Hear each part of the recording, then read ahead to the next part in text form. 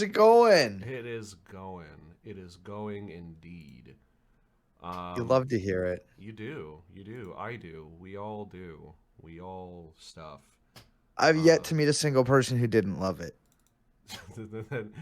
Yeah, many people are loving it, for sure. They are. I'm gonna be playing Minecraft for a little bit while we just chit chat. We're just gonna chill and vibe for a little bit.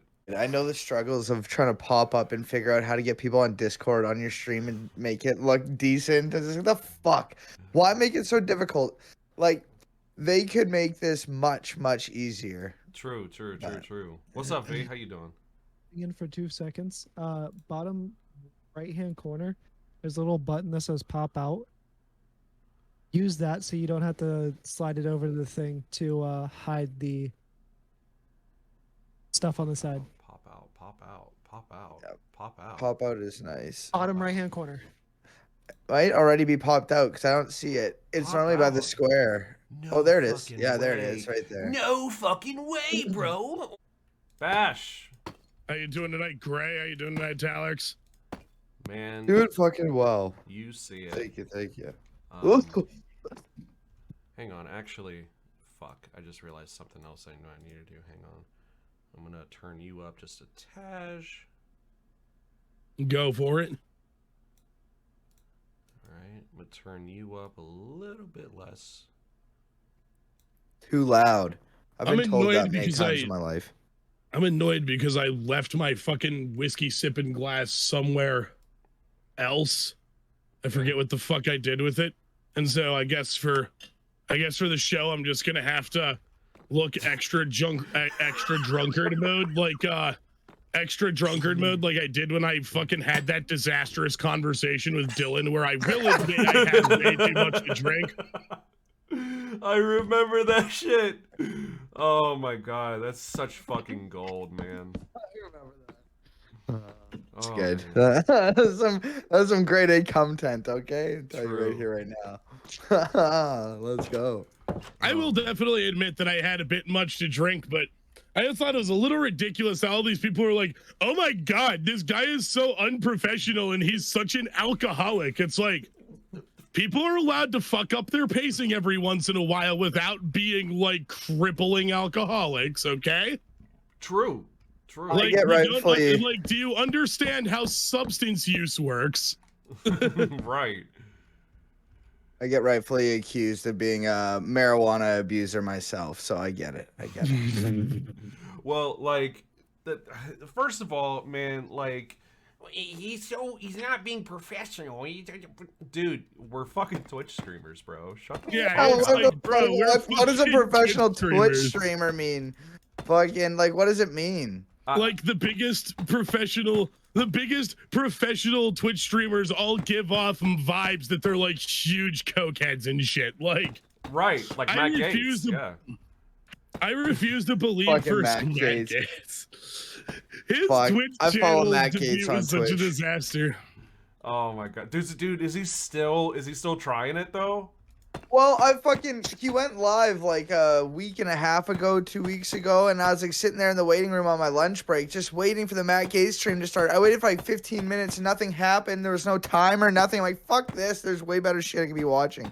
And nothing happened. So I cannot confirm if he just pops in a waiting room occasionally and then just stops, or if he still actually streams, but.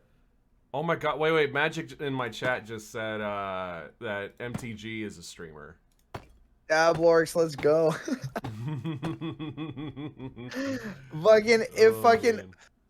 If Marjorie Taylor Greene played Magic the Gathering, I'm not gonna lie, I would watch the fuck out of that, okay? That would be so funny. She'd probably sit there like playing, like building her decks, like throwing cards like into a paper shredder, like too satanic.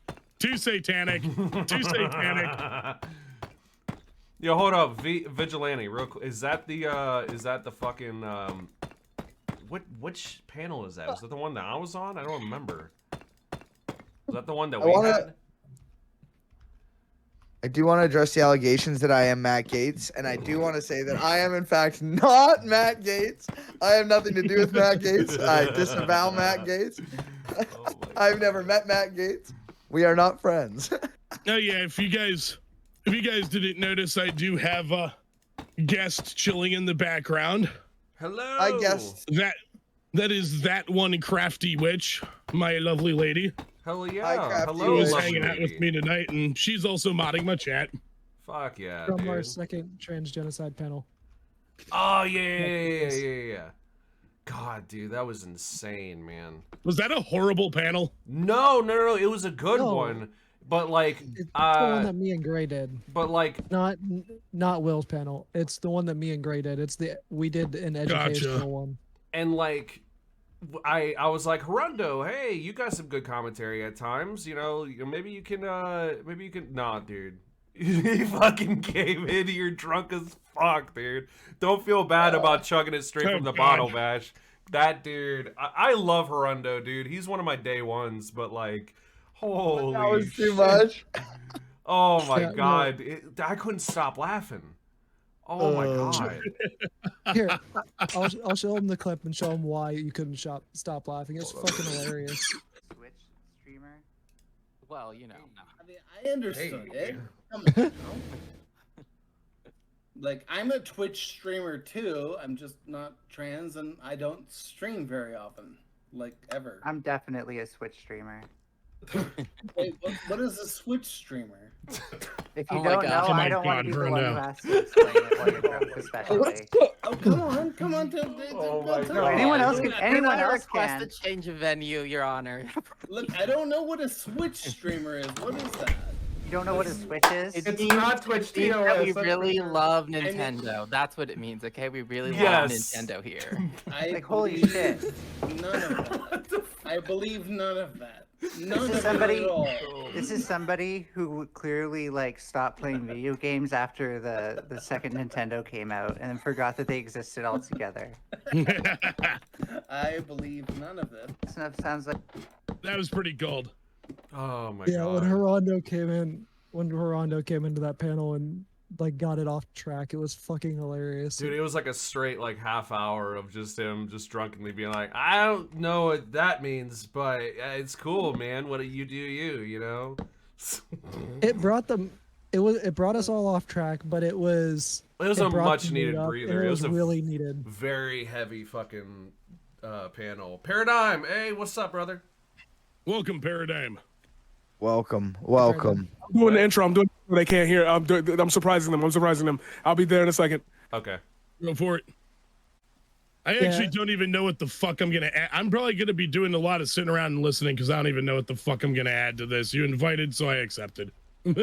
Well, I just kind of figured like that there would probably be some pocket at some point where you come in and it's just like, goddamn right, you know what I mean? You can always come in a pocket. You know, Yeah, you can Bash, I always feel the find a same pocket way. to come That's in. why I'm just kind of like. I have a conversation to have, and then I might hop in, but Yeah, there's a lot of shit. Yeah, I know a bit about it. Like, I'm not an expert on like every situation that's happened, but I've seen that there's been an overwhelming, like, talking about Channel 5 stuff. Like, I know we'll get into that in more detail, but whew, Yeah, oh my god, dude. goddamn. Yeah. I wonder if God ever considered Minecraft. I wonder if he's ever just like, oh fuck, dog. Like, look what they can do in Minecraft. Like, why do they ever need me? Fuck. I was Right. concerned about the Tower of Babel. Like, I'm really concerned about Minecraft. Holy shit. True. What the though. fuck? Hey guys, how you doing? Hello. Based. Doing well. Doing well. We're doing good, Paradigm.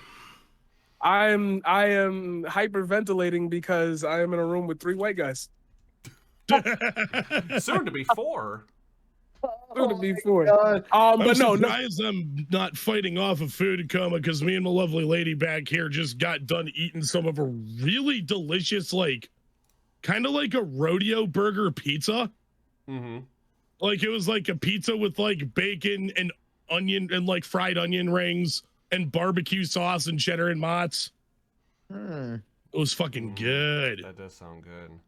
Everybody talks about that New York City pizza, but you can come up to, when I say upstate New York, I'm not talking about like lower Hudson Valley. I'm talking like up by Lake Ontario and shit. You can get some delicious fucking food up here too. People talk about New York City because it don't take 10 hours to get here.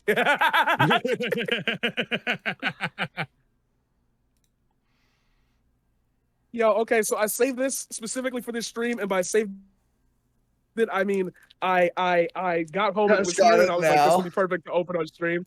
Yeah. So this is what I believe to be a Sunikin. Yes. Give me the focus. Oh, word. So it's a portable water bong. It's a portable like bong. That's cool. It's a That's silicone really wrap. sweet. And Is it like designed to be unspillable or something? yes. Fuck Oh, yeah. no way, really? Huh. Yes. That could be And a I taste of literally right there. saved this shit. Oh, they give it to you put together. Let's Shit. go.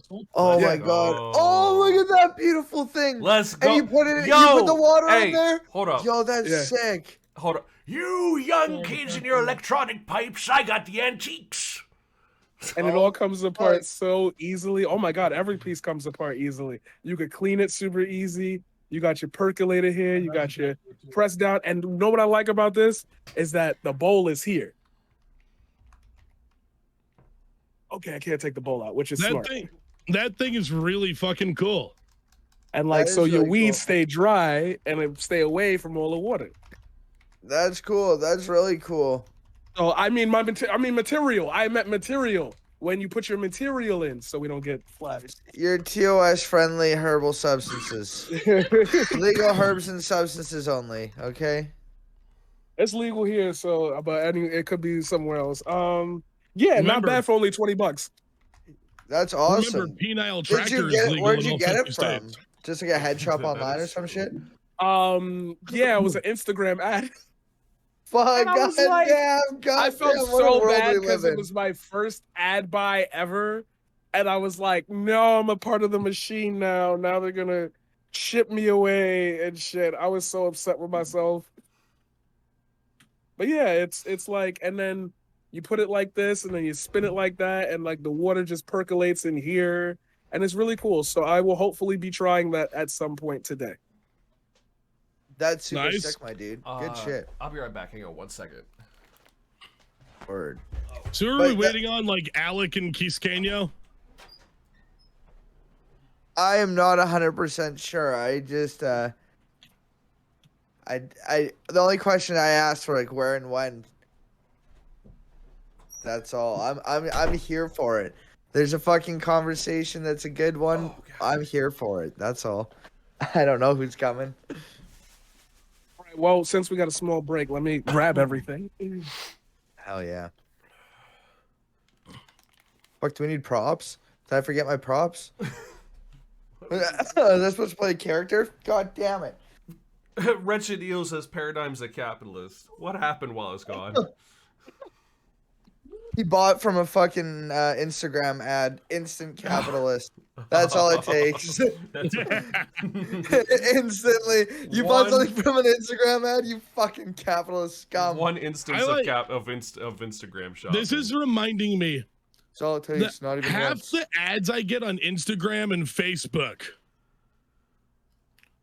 are ads for like those really stupid like mobile point and click games where it's like, but I got an extra weird one. It was like you're like some dude in a prison cell and you break through the wall and then fall out of the sky, and in between these two towers that have this giant scantily clad hot woman chained between them. And I'm just like sitting there looking at this ad. I'm like, what the fuck is this?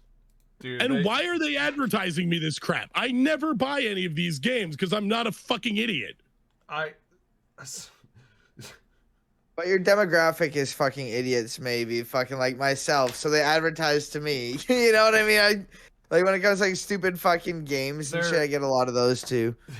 Fucking, but before their demographics probably fucking like 8-year-olds who have like fucking tablets and shit, and they're like, ooh, boobies. Ah! Yeah. Before this fucking before Greycraft stream, I got a fucking ad. I got 3 ads, and 2 of the 3 were for banks. And the first one was a TD Bank app, the Toronto Dominion Bank here in Canada. And it was like fucking talking about how investing is like streaming and how fucking You gotta, learn and grow and slowly build up. And it was just like, whoa, what the fuck? And the other one was for a different bank that I used to work at. Fucking CIBC. I was like, oh, this is fun. But I thought that first one was fucking hilarious. Like, that's so fucking dumb. They're like, hey, do you like streams? Bank with us. Dude, I missed that that segment that you said you were gonna do involving banking and whatnot. How did that go? Costing more to be poor? Yeah. Oh, it was really good. We touched on a few different things. I plan on doing it more. I was a senior financial advisor for a bank for many years. I was at a bank for 6 years, I guess. I'm 28, so 6 years is quite a long time, I guess. Fucking, and so yeah, we just talked about like the ways that banks exploit the poor and favor the wealthy in terms of banking services and access to like credit and things like that, and just stuff like that. Here in the It was U.S., good. I think private banks should be fucking outlawed, and all financial institutions should have to be credit unions. No shit. And you though. only say that because you are poor.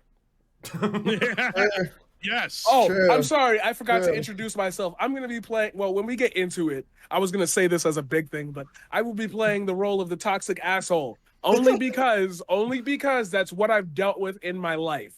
So I know the type of y'all have seen me do this on panels. I'll take the other person's side just to deconstruct it a second later. So I'm just warning you now. If you hear something out of pocket, it's a joke for the audience. It's a joke. I don't mean like. I literally go see one person. I've seen like 2 people consistently in the last 3 years. I don't care. I don't care. Oh, Real quick also, before we get. Oh, go ahead. sorry. Yeah, I just wanted to show y'all since you asked. So if the water's in there, right? You can see it. Yeah. That's very nice. Does she bubble? Oh, goddamn. What Look the at fuck that. kind of witchcraft is this? And you asked, does it bubble? It's sorcery. I know, Crafty Witch. Can you tell us what kind of witchcraft that is? Is he bubbling? Fucking That's get beautiful. MTG in That here, is man. We beautiful. need to purify this room. Absolutely.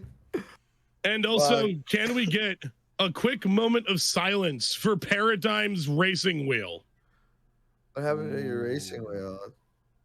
Did you break your racing wheel? Oh. It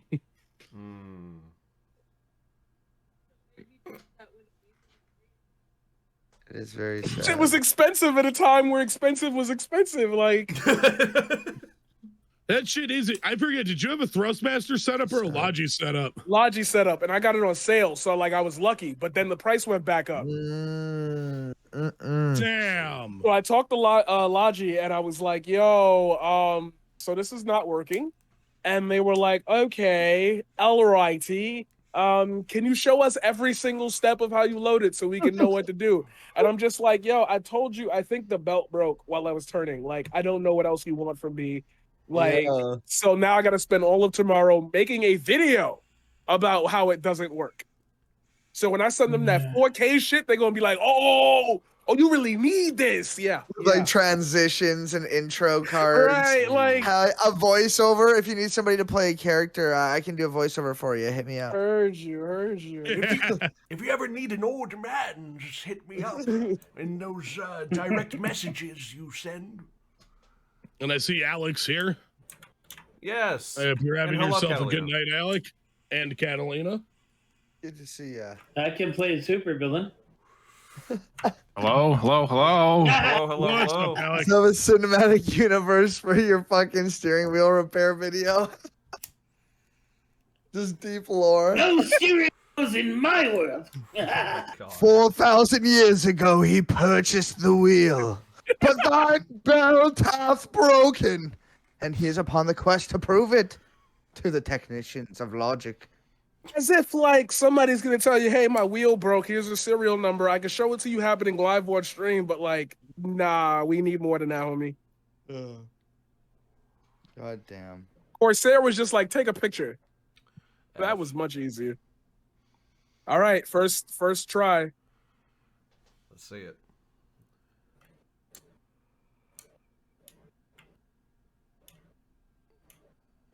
Well, that shit. Damn. He's reminding me of something. Yeah. And there's still a Damn. chamber full of it. Oh my That- god. It hit nice, and then you can just toss the lid back on that bad Do I bitch. just take the?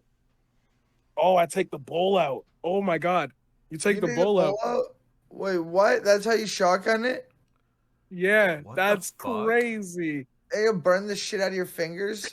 No, it's That shit better be thick. whatever Like this is 3 doesn't Cs at conduct least. heat. All Oh right. my god. That's wild, It's man. actually perfect. It's Give it a actually- couple fucking hoots through it first. Just be careful when you're grabbing it. And Right, yeah. I've got the gonna real lose those thing. fingerprints. You're a fake pipe smoker.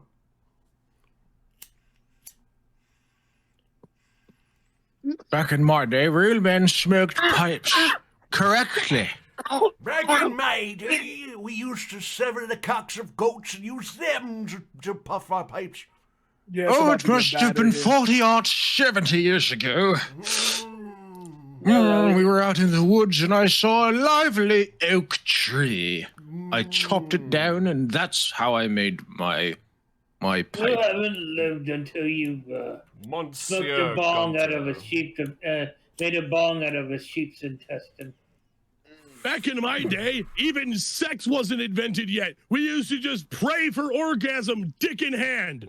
You But sound no, way... seriously though, like from the years like Jesus Christ. 1413 to like 1901, like dildos weren't like a thing, right? Like how was they women weren't. like self-satisfying? They definitely were. No, they've Oh, made dog, dildos from, and all like- sorts of shit for No.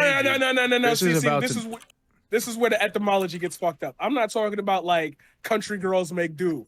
I mean like the Manufactured standard of dildos. manufacturing, right? Because like them shits was not clean. Like, yeah. You were getting okay. BV off of whatever you was using, and now we live in a modern age. Like a pill can kill most of that. I want to know how unfair was sex to women in like everything leading up to the modern era, because women just got the right to vote. Like, Well, Yeah. Way too recently. I'll tell you what, as a pastor, it says in Penile Tractor 311 that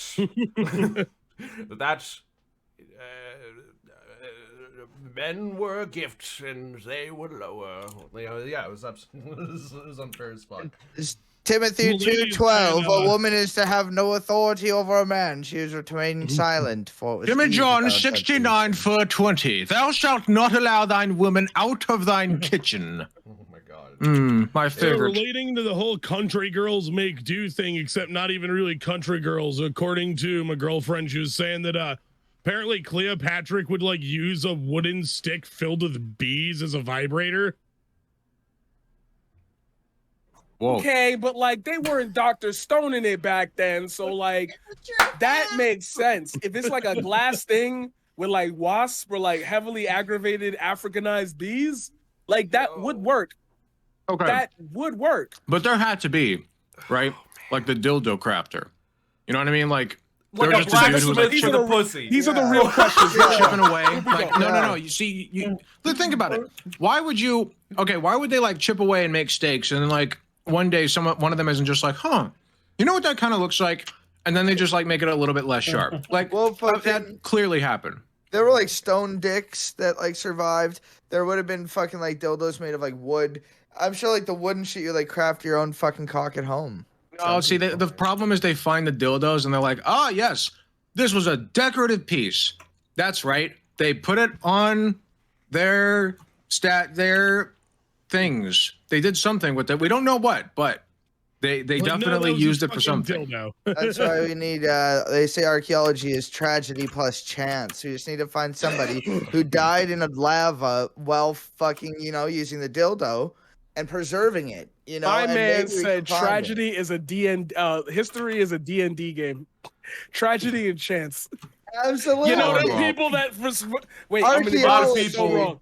The people who survived Pompeii, the volcano, nat 20, baby. You was not catching me. That archaeology is tragedy plus chance. You know what? There we go. You're Mad, no. Mad respect to those who use their final moments enjoying themselves and living their best lives. Seriously. Absolutely. That's exactly it, right? Like that's the best. That's how I want to go out, right? You know, yeah, like, no my doubt. years. Do you think they have sex Absolutely, dolls like back in no then? way. People that died with an O face. Oh, God. There like were Nelson Rockefeller. If you look, isn't there? Not kidding about that, by the way. Aren't there like actual like statues where like you could pretty much like meme your way into thinking they have an O face, like in Pompeii? Oh yeah, I think so. I'm sure you could. No, I think I that would was not- pain from being burned alive. I'm just gonna listen. I It was want to more of remain. an I want to than- remain pure and innocent, so I'm gonna think that they were like coming. I want to believe that. I want to Hey. believe that I didn't take 2 hits from this, and I'm already gassed, bro. Jesus. Like, I usually could smoke a backwood, and I smoked today with my friend. I could usually smoke a backwood and like a joint and be like clapped for the day. This 2 hit, I'm about to save so much material. That's the shit. Oh yeah. They did just recently find a loaf of bread in Pompeii. As 3,000, that was like from the time of Mount Vesuvius is insane. What? A loaf of bread? How does that happen? Encased in Fossilized? coal, I would assume. Like Like, the lava didn't melt the bread; it just It was found inside an oven, and it was just sitting there for like 3,000 years or something. What the fuck? Yo, I'm gonna Google that after this fucking. Wait, if it's been sitting there for 3,000 years, don't they say God made the earth like 2,000 years ago? Like, well, however long ago, 6,000. But yes. however long ago Okay, Pompeii exploded because they're dumb enough to live by a volcano. This is in 2018, supposedly. 2,000-year-old preserved loaf of bread found in ruins of Pompeii. I don't know, fucking. They're just like black loaves. They look like. they're gonna crack that shit open and like some parasite's gonna come out. Right. Yeah, Starting on fucking- the pandemic. Or yo. just like some ancient spirit that's gonna like haunt us all, and we shouldn't have disturbed it. You know, Yeah, leave the dude. ancient We're bread. You We are all disturbed my cursed. bread. We didn't It was nearly complete. We didn't even need to find a marker for King Dead Space shit. to happen. We just needed a loaf of bread. What the fuck? dude? Absolutely. Jeez. Anything over 1,000 years old, do not disturb it. Leave it. Yeah, no, definitely. That shit's got some spirits that are gonna haunt you. And I Oh don't even my believe in God. that shit. Beer Bash, I'm about to destroy your entire life. Are you ready? What? I'm about to ruin you with like the dunk of all dunks. Are you ready for this? Go for it. You sound like young Matt Walsh. Oh no. no. Oh, damn.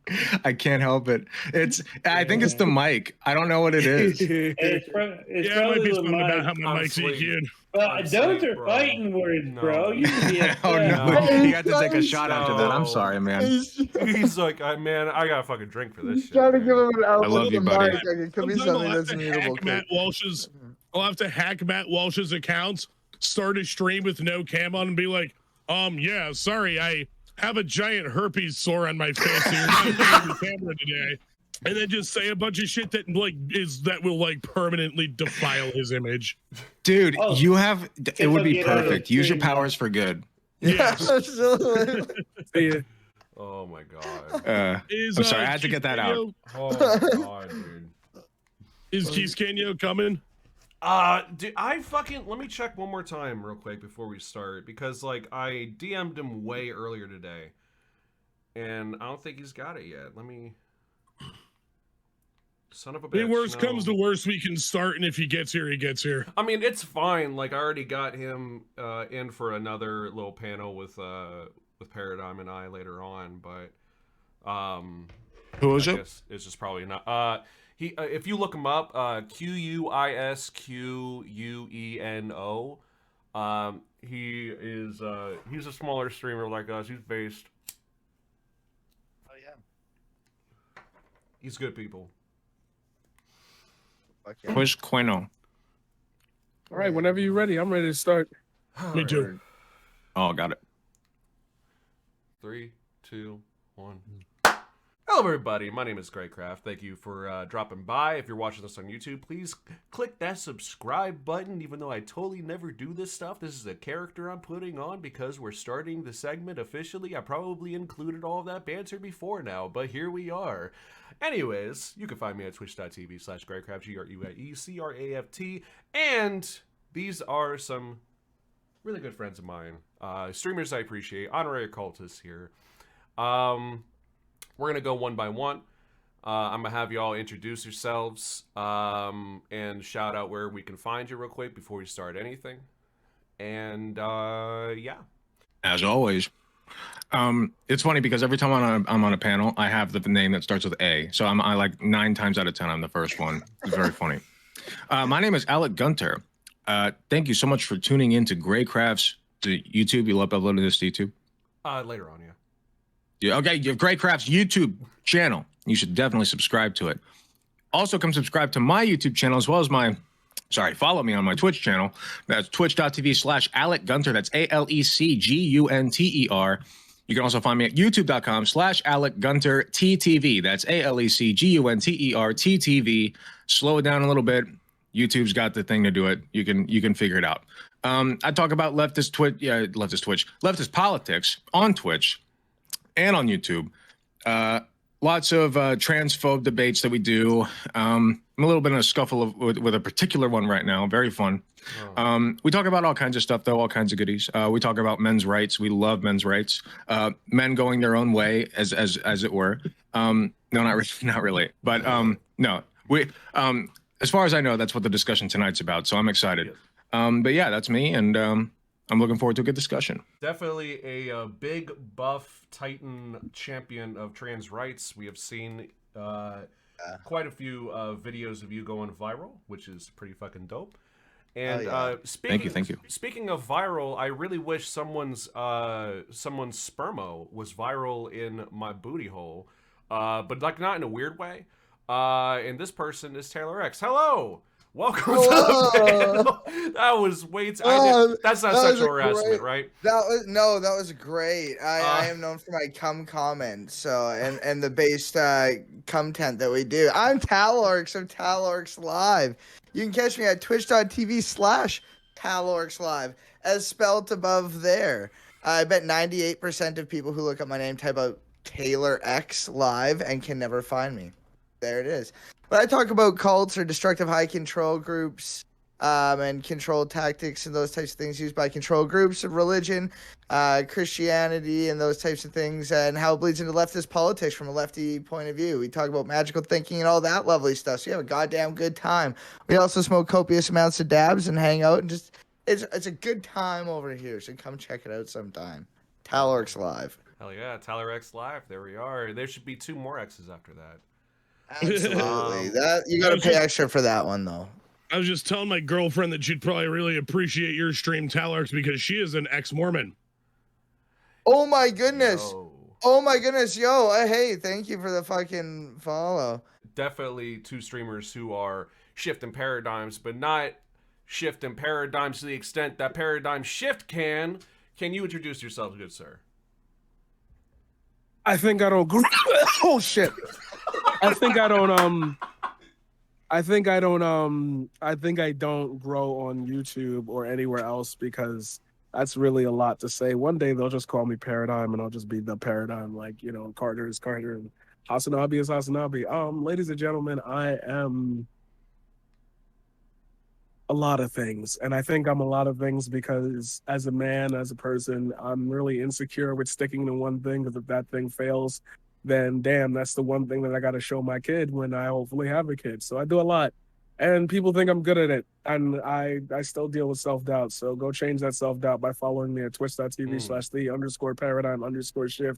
And let me know if I'm doing a good thing. Let me know how I can improve. I'm a variety politics streamer. I do politics. I do poetry. I do photography. I like things that start with P. That used to be the joke when I was the P shift. But you wouldn't get that because that was like 2 years ago. But I've been here for like 10, 12 years. Help me grow a little, you know? Yeah, I'm a guy who wants to change the world. And that's difficult for somebody to say, let alone do. But I'm going to try it. And along the way, I hope not to sacrifice the things that make me cool. Abso-fucking-lutely, and we acknowledge you, Tribal Chief. Absolutely. Yeah, you thought I was gonna do the whole thing, but I was trying not to push that because the topic is about like that. Right. But hold up. Wait, hang on. You dropped something. It's your crown, future king of Twitch. Thank you for being here. Really, really appreciate you. Thank you. I appreciate you willing to have me on. And last but not least, we are zooming in here with fellow critical race theorist, racing theorist to be specific, B33rbashJawnson. Hello, how are you doing, buddy? Hello, everybody. As Greycraft just said, I'm Beer Bash, or B33rbashJawnson is my full name. It is spelled B33rbashJawn, son, as in the son of John. And yeah, I do. I've been taking a bit of a break from the critical racing theory recently, but I do myself a good bit of sim racing on here. I do some politics yapping occasionally when I have the spoons for it. That's often just kind of limited to watching British Prime Minister's questions every Wednesday, but that's enough in and of itself. I've been playing a lot of other shit here recently, like Escape from Tarkov and some Marauders, some other shit. And yeah, just thank you very much for inviting me on with all these POG individuals, Greycraft. I really appreciate it. Absolutely. It is definitely an honor and a privilege to have all of you honorary cultists here. Really appreciate you. You were all integral pieces to what we are crafting here today, which is Wait, before you do it, I'm so sorry. Just the yes. Just a refresher. Sorry, it is hitting. You don't clear the chamber by clearing the thing. What you actually do is it automatically clears because it doesn't pull there's distance between here and here. So it just dies on its own and you can pull the rest of the smoke out of the chamber. It's only when you light it. So it keeps your bud like lit. Like, oh. It keeps, like, you see, like, it just naturally dies out. Doesn't, like, force, like, it's so cool. Over $20. Yo, I should be an ambassador, bro. Plus, I got my elf bar, and this was before I even knew this existed, and they match. Like, come on. I'm going Technicolor Dream. I'm going Technicolor Dream here. Again. Hell yeah. God, I guess we should get started. We're gonna be going over what intersectional feminism is, men's issues, how the left approaches young men, how we can raise the next generation of boys better, and a thing that I love here in Paradigm Shift, advocate for how and why to make better people famous, and just general, like, what is toxic masculinity versus true masculinity, right? And I think these are things that we need to parse out as leftists who are trying to be role models, are trying to be basically what Jordan Peterson wishes he could be, but fails every single goddamn time. So, with that being said, Kai Cenat, that happened recently, Andrew Callahan, that happened recently, the OTK shit that's been going on the past couple months, but not just streamer shit, but like just general, like, how guys fucking are, you know, and how we respond to that. I didn't even know something happened with Kai Cenat recently. Okay, so here's where I'm going to be the guy who steps up for a second and speaks, because I covered it. Yeah. And this is going to, I would like to say something out loud, and I know the people that need to hear this in my life personally aren't watching, but it's fine because it's whatever. I have people who support me, so fuck off. This is literally, like, it's not clout.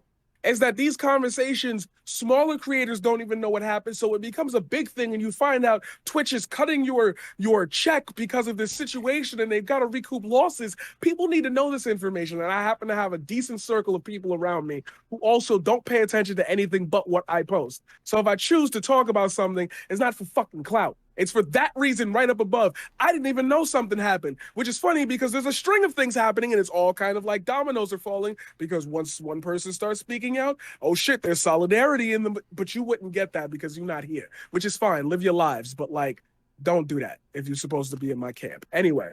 I'm doing fine. I just spilled something. Give me just a second. You're good. All good. All good. Kai Cenat, the long story short is he invited a girl to a party and one of the people at the party assaulted her, Skin Beef. And when she went to him to go find out the evidence, like, who is this person, try to identify him, can I get a name, blah, blah, blah. He pretended at first not to know her, then not to know him, the guy who did it. Then only when she pulled up a picture of them together did he say, oh, him? Gave the name, then went on stream and said he was talking to law enforcement about it. And like, that's why he hasn't said anything. Then went on a 30-minute rant, which basically was like trying to play both sides of the situation. He didn't want to disown his boy. He was like, I got to go get the story from him. It was just not a good look overall. And it's the reason why he's getting shit is not because he committed something, but it's because the way he went about handling it really showed his age. And it really showed that like his first intentions was to do the male thing and go straight to the boy like, yo, what's going on? And he told me, this is his words, not mine. And he told me he was so confused. He didn't know what I was talking about. He didn't know who she was, which all came out to be like not true. So it's like your boy lied to you and you took that as word and you didn't. We live in an era and it just re-echoed to a lot of people like, yo, men really will stick up for their boy at first when hearing something. Oh, so yeah. like, Well- and I want to make that clear that like Kai Cenat is not the perpetrator in this. He just moved funny, and because it's an open and shut case with what happened, it's like now it's on him to say, well, you could have been the first contact. You got a big audience. You could have shown something, and he didn't. Yeah, and it's a great example of, I think, a huge part of the issue. Obviously, the people doing the harm are a huge issue, but also the people who are beside watching, pushing it, like being okay with it and, perpetuating it are a huge part to blame here. And it's, good to see somebody at least being held somewhat accountable for fucking perpetuating nonsense and not believing the victims and like pushing for your boy and like always having like your dude's back no matter what, like, oh no, he's a good guy, he wouldn't do that, even though like some people like your buddy's a creepy fuck, and you're still gonna fucking push them because they're your boy and the bro code and that bullshit. The whole like bros over before hoes shit too is a huge deep issue with that, which goes, I know, beyond that, the deeper into like men's whole views on women and being deserved sex and those types of things. But back to the main thing, like, dudes need to fucking hold each other accountable and stop perpetuating this and laughing along and just seeing it as not that bad or, oh, buddy's just creepy and weird and whatever.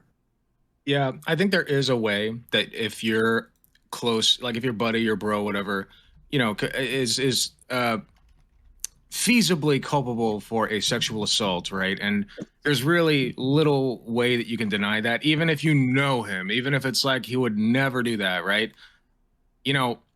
There is a way to communicate that, hey, this guy's my friend, right? He's my buddy. We've been buddies for however long. I'm still trying to process him doing this, And if that is what is going through the guy's head, you can't really blame him for that. But in this case, that's not what I saw, and I don't know a ton about the situation, but that's not what we saw. We saw he got his friend's word for it. And, that's just like the police investigating themselves and finding no wrongdoing, right? It's like, he's not going to implicate himself. He's just not. So, you got to hear all the evidence and you got to take all that into account. And you, as his close friend, as somebody with as big of a platform that you have a responsibility to either shut up and back away or, say your piece, but do so in a responsible manner and not just blindly defending a guy who is, again, at the time, at least, to give him the most leeway possible, very possibly culpable for this crime, right? Right. Trust but verify. Exactly. Oh, yeah, 100%, 100%. And I'm sure it'll come up a bit more like in this topic, like a bit more when we talk more specifically about Andrew Callahan fucking, because like he was known for this shit. Like I'm sure he had homies and buddies in college and shit who knew he was a motherfucker, who knew he was doing this shit and didn't do a goddamn fucking thing about it. Yes, That one was a hard one. Obviously Andrew Callahan and shit, and like we'll get into this in more detail and shit, has a lot of responsibility. But I think that's just like kind of just like another example of like we as just dudes need to hold each other accountable and, you know, like stop this shit before it continues for decades, or a decade rather, you know, in his case. Well, and then the Andrew Callahan thing too was absolutely really fucked because like, well, first and foremost, and this is the same thing I said last night, was that like a lot of people's reaction to it was like, you know, fuck, dude, this is really disappointing. I really liked his stuff. He did great content. Yada yada. Hold up. Stop that. Stop. Listen.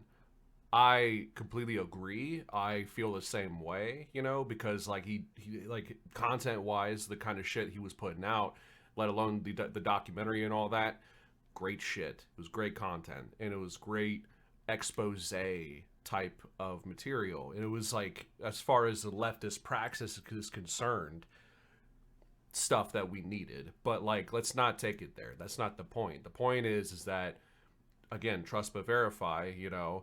And keep it in mind that like false allegations are like less than 1% of a 1%. You know, it's so fucking rare for that shit to be a real thing that like, dude, especially with the fucking sources and the amount of people and all of that have said stuff with like Andrew Callahan, like it is like undeniable at this point, pretty much. Like even like trust victims always, you know, trust but verify.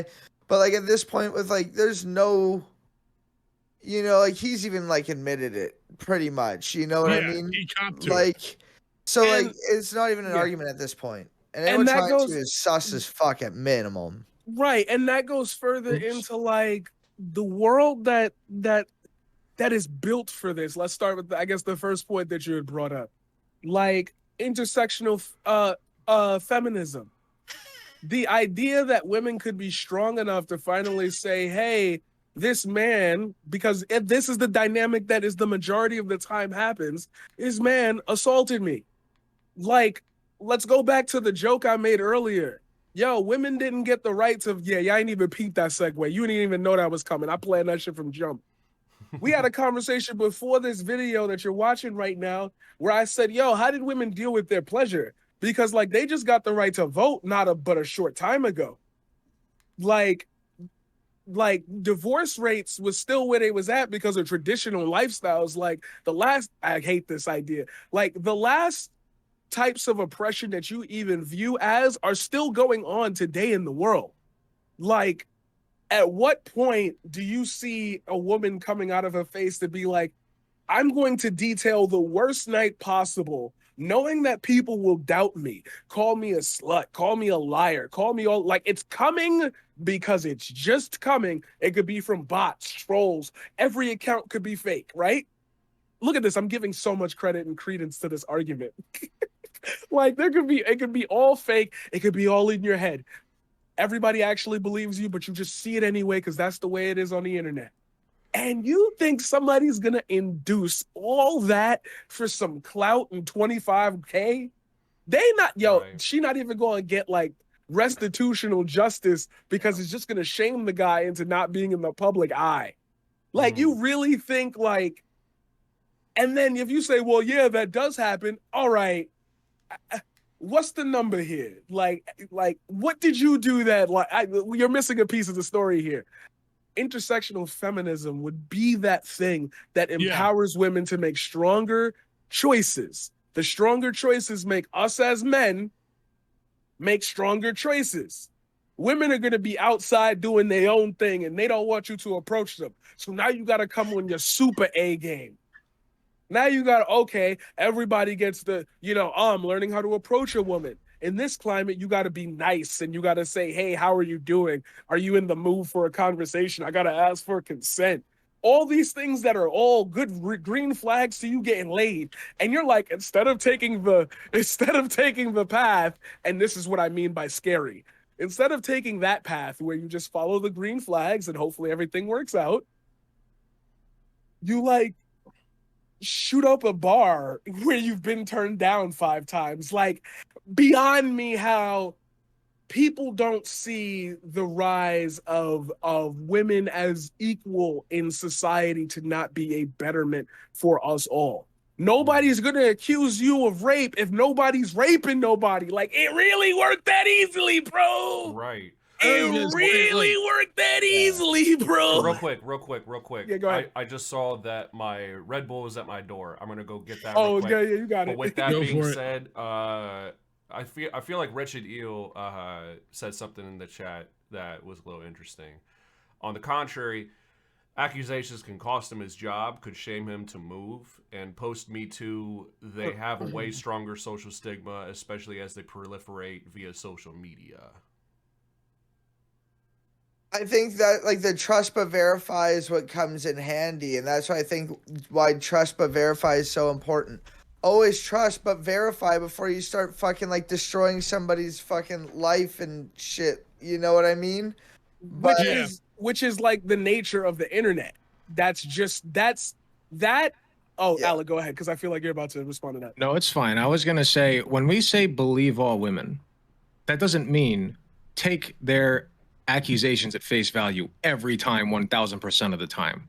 That means take them seriously and look into it. That means investigate for yourself. That means don't be that guy who's like, clearly you're just doing this for clout. You just want to tear down somebody who's rich and famous. It's like, that never works out that way. Yeah. That woman will forever get death threats in her inbox. She will forever be harassed and stalked by people who, by fans of that guy or by people who generally just hate women. It is never a good thing that happens to these women who come out. So that's why it's important to believe them at their, believe what they're saying to the extent that you take it seriously and you look into it. Yep. 100%. It really annoys me. It really annoys me how it's when it comes we're like relating to people just like instantly, like the type of dumb fuck who instantly defaults to like, she's doing this for clout.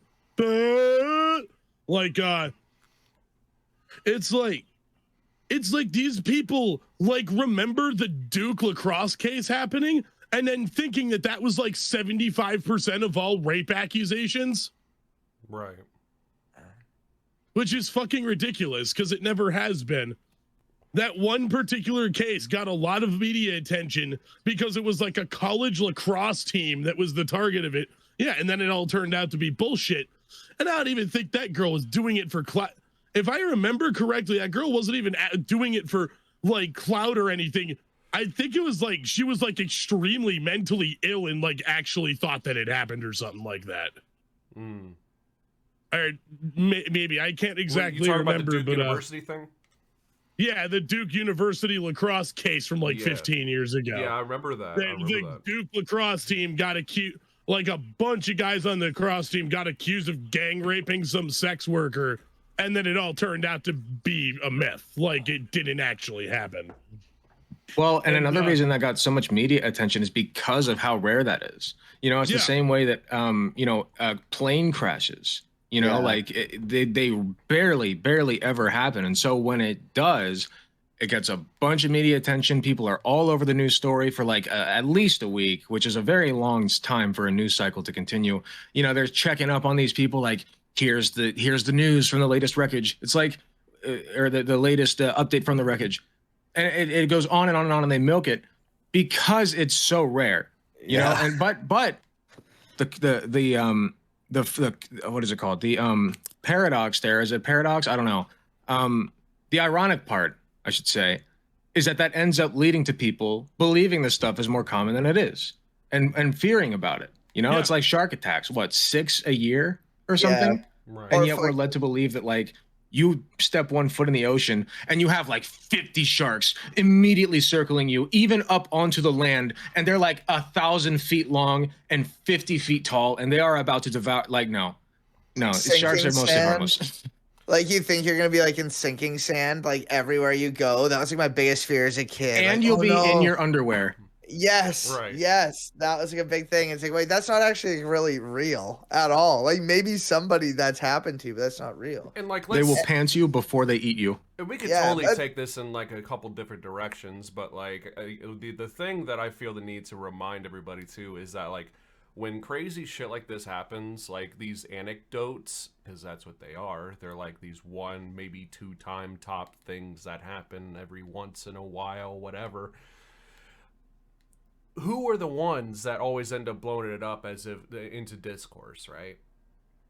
It's always these conservative media outlets, right?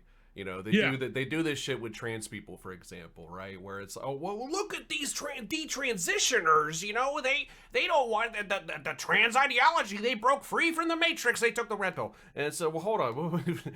We're talking about like 10 people out of like every like 20,000. You know what I'm saying? Like, shut the fuck up, dude. You don't know what the fuck you're talking about. But ignoring all the people who detransitioned and then retransitioned when it was like them too. They were in a better situation to do so, because that makes up like the vast majority of people who detransition after transitioning the first time. Exactly. And we're even getting detransitioners now who are like, no, trans people should be able to transition if they want. You know what I'm saying? Yeah, I'm actually trying to get one to come onto my stream real soon. Really? So I'm gonna tune in for that. So men say they're not a monolith. Black people say they're not a monolith. Trans people say they're not a monolith. White people say they're not a monolith. Everybody claims that they're not a monolith. You know who's a monolith? Me. I am the monolith. Every cell in my body creates the monolith that is me. Is that wild? Yeah. I am the monolith. And then everybody stands up and claps. Oh. There you go. Yes, please clap. Thank you. Thank you. Anyway, sorry. The math checks out. Damn. The singularity. Fuck. That was a good one. Aliens. Thank you. I'm on point tonight. Anyway, so all these demographics are monoliths, right? Yes. When a community first shows solidarity, I don't think it's correct for us to ever say out loud, we don't. No. This is not the day for that. This is not the day for theory. Let me just say it. Let me just. You know you want to say it. Let me just rip down it. that path. So be problematic. Right, that's what I'm gonna do. So motherfuckers will say shit like, "Oh, but what about this false allegation and this false allegation?" For some reason, the majority of the loudest people who have the biggest influence will jump to like, look at this person who says trans people are bad. And it's like, but the community is just coming out like the community is just coming out. You don't think there's going to be negatives within that? Bro, black people got Candace Owens. Like, we got to own that whether we want to or not. Like, we got to own the what was it? The purple plan or something, or the diamond package or something that Donald Trump was working with a bunch of rappers who decided to take photo ops with him for. Like they're going to be bad actors of all groups. If I'm telling you if the majority of the people tell you, yo, and I really mean this, I don't want to rob you, so stop looking at me sideways when I walk down the street. I don't want to sexually assault you. That's why I didn't approach you when you were drunk, and I just made sure to ask your friend to make sure you got home safe. There are safe and wonderful actions that people undertake every single day, and people aren't getting canceled for nothing. You don't see, and I brought this up before, you don't see Corey Kenshin getting accusations lodged at him. That'd be an easy target. You don't see Philip DeFranco getting accusations lodged at him. There are tons, and I'm just bringing up like the big names, but like there are tons of people who don't get these allegations, who are big people, who are people who speak on this. And for some reason, and now I'm reverting it back to the original point so we can all understand how I got here. That is why extrapolation is crazy to me. That you will look at like a plane crash that happened once, like the Malaysia flight. Remember, we were all, how did the Malaysia flight just disappear? And Right. no one brings it up anymore. Right. No one brings it up anymore. But like that was a once in a lifetime thing. That has not happened since that time. It's one plane. I'm telling you right now, the odds of a woman wanting to come out and gamble on a false accusation on the prayer that they can do some damage, it's going to be tenfold to her automatically. Then the dude's going to come out and say, well, obviously this is false. You know, I was streaming or making a YouTube video. I have metadata right here that shows where I was. I recorded myself. Okay, the story might reverberate to some people who said, oh my God, he did the thing. Oh my God, there's allegations about you. Ew, he's canceled in my eyes. So what? Who cares? It's going to happen over the trivialist thing anyway. At the end of the day, the majority of the people will hear your side if it's true, and they will know that you didn't do it.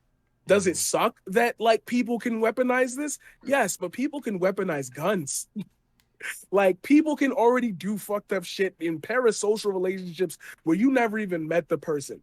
If it happens to you and you have a nice resource, you have a nice network, you have a career-long track of not participating, you come out and say the right thing, you come out and say the necessary components to your side of the story, and then you bring up, this is not to discredit any victims. Me personally, like, or on my side, I can prove this did not happen, but I don't want you to take this and run with it like, oh, she's lying, now women are, like, you can make statements. You can move in a way that defends yourself if it is false, and still advocate for the right things. People don't make these decisions because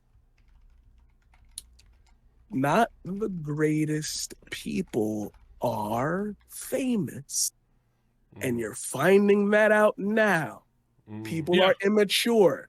We rose out of the pandemic and shit wasn't happening because, you know, we're worried about Donald Trump. So we're not worried about our neighbor 2 floors down when her husband is beating on her. I get it. But all of this is coming out because people are walking outside. I got to go somewhere. I didn't know Andrew Callahan was going to blow up like that. He had a nice little following, but I didn't think about him at the time like that. Oh, now he's on HBO Max. Everybody's talking about him. He's getting all this press, all these dunks, all of this. And he just decided before his fame that he was still good enough to take a piece of my spirit, my hope, my dreams. Like, you got to be a sick motherfucker not to be like, she's lying. Like, all right, good luck with that. Good luck with that. That's my point. Sorry. And like, with that being said too, it's not even just content creators too. I feel like, because I'm seeing some shit in my chat that I feel like I could segue this pretty good too. Because like,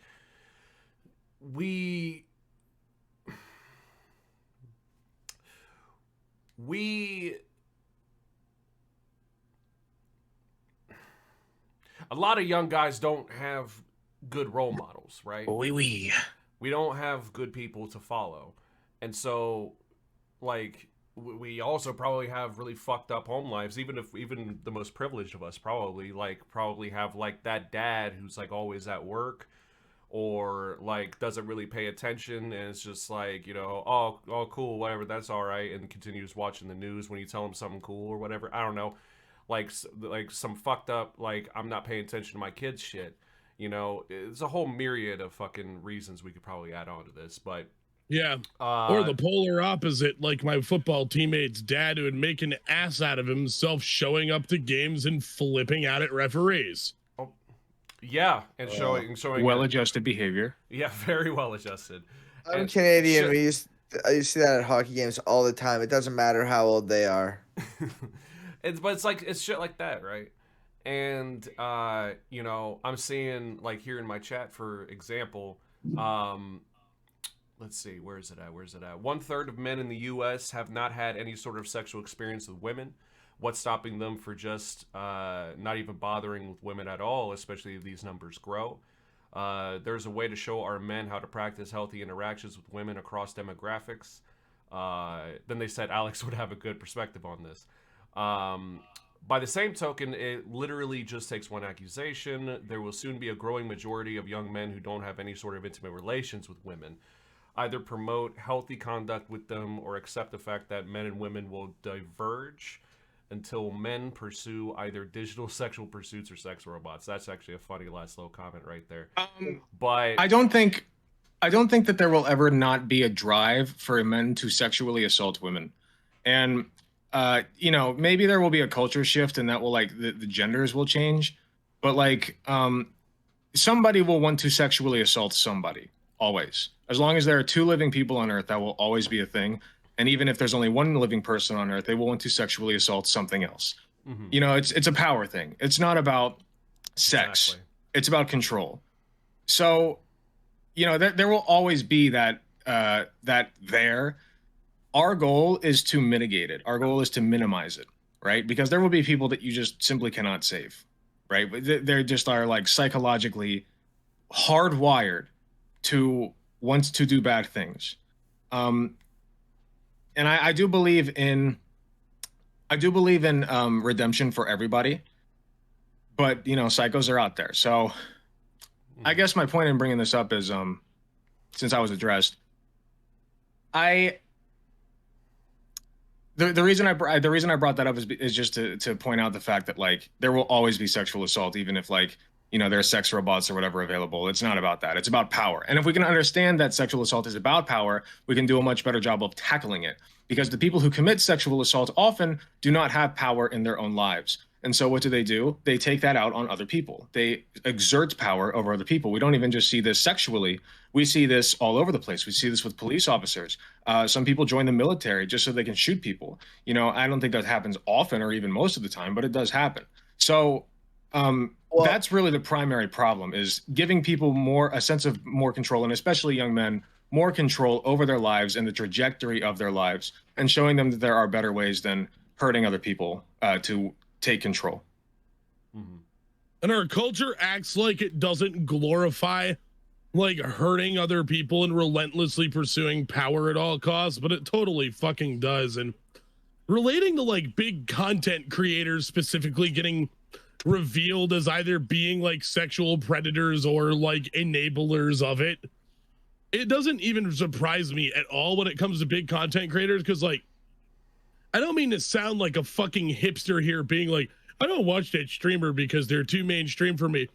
I don't really watch most of the big people on Twitch, because the rare occasions that I've watched people who have like gargantuanly huge followings like Aiden Ross or to a certain degree fucking got banned. I'm pretty sure I saw them on Twitch bans from Twitter. They got banned. No shit. Like just recently. Rip. I guarantee you it's not fucking permanent though, because he makes them way too much money. But yeah, like Aiden Ross, the one fucking clip I ever saw of iShow's Speed was him being outrageously sexist to that chick on Overwatch because she told him he played like a fucking idiot. And I watched his highlight that he raged about. He absolutely was playing like a dumb fuck. I don't even play Overwatch, and I could tell he was playing like an idiot. And he just flipped the fuck out at her and got like permabanned from Overwatch for it. Who else comes off like a total scumbag? Oh, this might, for some reason, some people would find this controversial. I think fucking Asmongold comes off as a huge scumbag. I've watched like 5 minutes of him, and I was like, this dude seems like some narcissistic asshole who just constantly fantasizes about sucking his own cock and is pissed off he can't actually do it. Well, he is a conservative. You gotta get that spinal fusion. That's right. He's like a super far rightoid too. But stretch, I guess. I forgot that Asmongold was a rightoid. Well, he's also a founder of OTK, which like is a kind of that a good, too. Yeah. Like I forgot he was one of the One True King guys. I mean, Mizkif and then the Rich Campbell shit that came out after that. You know, I watched a little bit of one of the few OTK members that I respect, Tectone. Getting really emotional about it. And this is just indicative about the problems with our culture, about how our culture like glorifies being a fucking scumbag.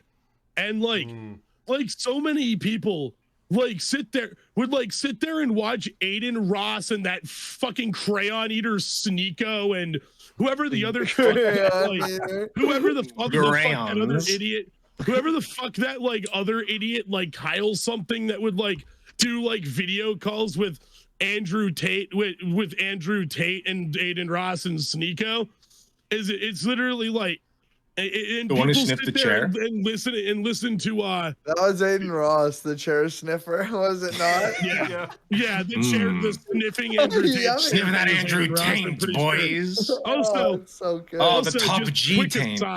quick aside, a real quote from Aiden Ross. What is a fascist? Typing it into Google. You know what's Fascist crazy?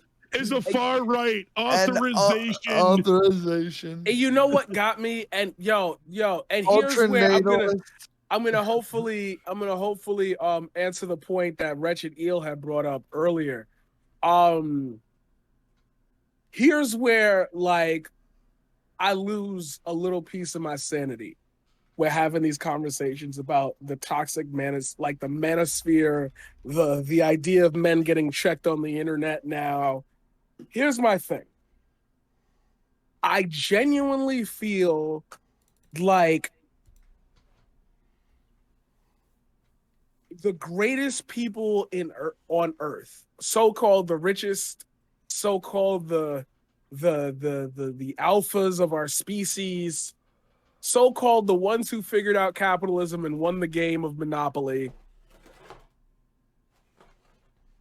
What is this? It always makes me think, why do I give people the benefit of the doubt so hard when it comes to situations like this? Like, so with Aiden Ross and that moment that you just described, me personally, I looked at it and I was like, one, wow, my Twitch career is going to be shit because I'm just not this dumb. But my second thought was like, maybe he's putting on a bit. Maybe that's not his like actual, like he's being the dumb kid on the internet. You know, he's young enough to match that demographic. He's young enough to play it off. He's young enough to, but then there's a point where you become the role. And I feel like media training will tell you, like Jim Carrey will tell you, like you can lose your mind not being yourself for such a long time. And it's like you spend. So Because sorry, I need to bridge two topics together. I'm so sorry to keep talking, but I need to link these two in order for you to get what I'm saying. Get it. So like as a teacher, you know, being the tough authoritarian guy who's also got a warm heart, i.e. me, will get you somewhere, some far with even the toughest of kids. But there will be a challenge to your authority. And if you play that role so often, that kid might be shut off from ever thinking you could switch because God forbid in his lifetime, in his household, he's dealt with parents, he's dealt with adults, he's dealt with police, people who are supposed to care about him, but then flip on him on a dime. He doesn't know how to react to that soft side of you. Aiden Ross had a chance right then and there to be like, yo, the topic of fascism is coming up. I could educate everybody. I could bring, yo, Hassan, I'm no good at the politics thing. Can you explain to my audience why fascism is bad? I know it's a dumb question, but like, what? I think Aiden Ross dropped out of high school or just finished high school. I know he didn't do college. Like, this could be a moment he's where in like his early 20s. Yeah, this is like something you could have leveraged the whole, and not to be funny, panel about. You could have edited a video. You could have asked for people's responses to a question, put it all together with an editor, paid them some money, got an editor's name. Like every time I think about having an audience that big, I think about like how much you could leverage to build a network of like, yo, when I'm not around, all 300,000 of y'all got beautiful resources to check out. We all come together once, twice a week. Look at that. I'm talking about streamers' health. You could literally create a network that just extends out and boom, you've got TV heads. Then you leverage that power with Twitch. Boom, you got, but like, instead you sniffed Andrew Tate's chair. It's like the space between these fucking two things are amazing. And it's like, with Aiden Ross specifically, it's like, I don't really know that much about him other than that I do kind of think that he's a case of somebody who is just, he is like so fucking stupid that he like can't really tell that what he's doing is bad. But there's that point where it's like, dude, being a fucking moron like can't just be endlessly used as an excuse. Like, you could be, instead of just being a fucking moron, you could be like doing what Paradigm just said. You could be like talking to another giant streamer like Hassan, being like, so Hassan, what is a fascist and a fascist? And can you tell that, yo, right there, there it is, right there. What you just said right there is why men as a whole are just like right now are just in a flux of problems. Yeah, they don't want to Instead create of- a story out of the botch. They don't want to do the AJ Styles thing. They don't want to flip off the top rope. And now every week you keep reminding the fans, I made a mistake. Oh, I got better. I spent Aiden Ross has his own place. Every man right now on his own place because he want to invite a girl over to fuck. Like, that's just it. Or want to invite a dude or a non-binary, whatever you into, you trying to get some cheeks.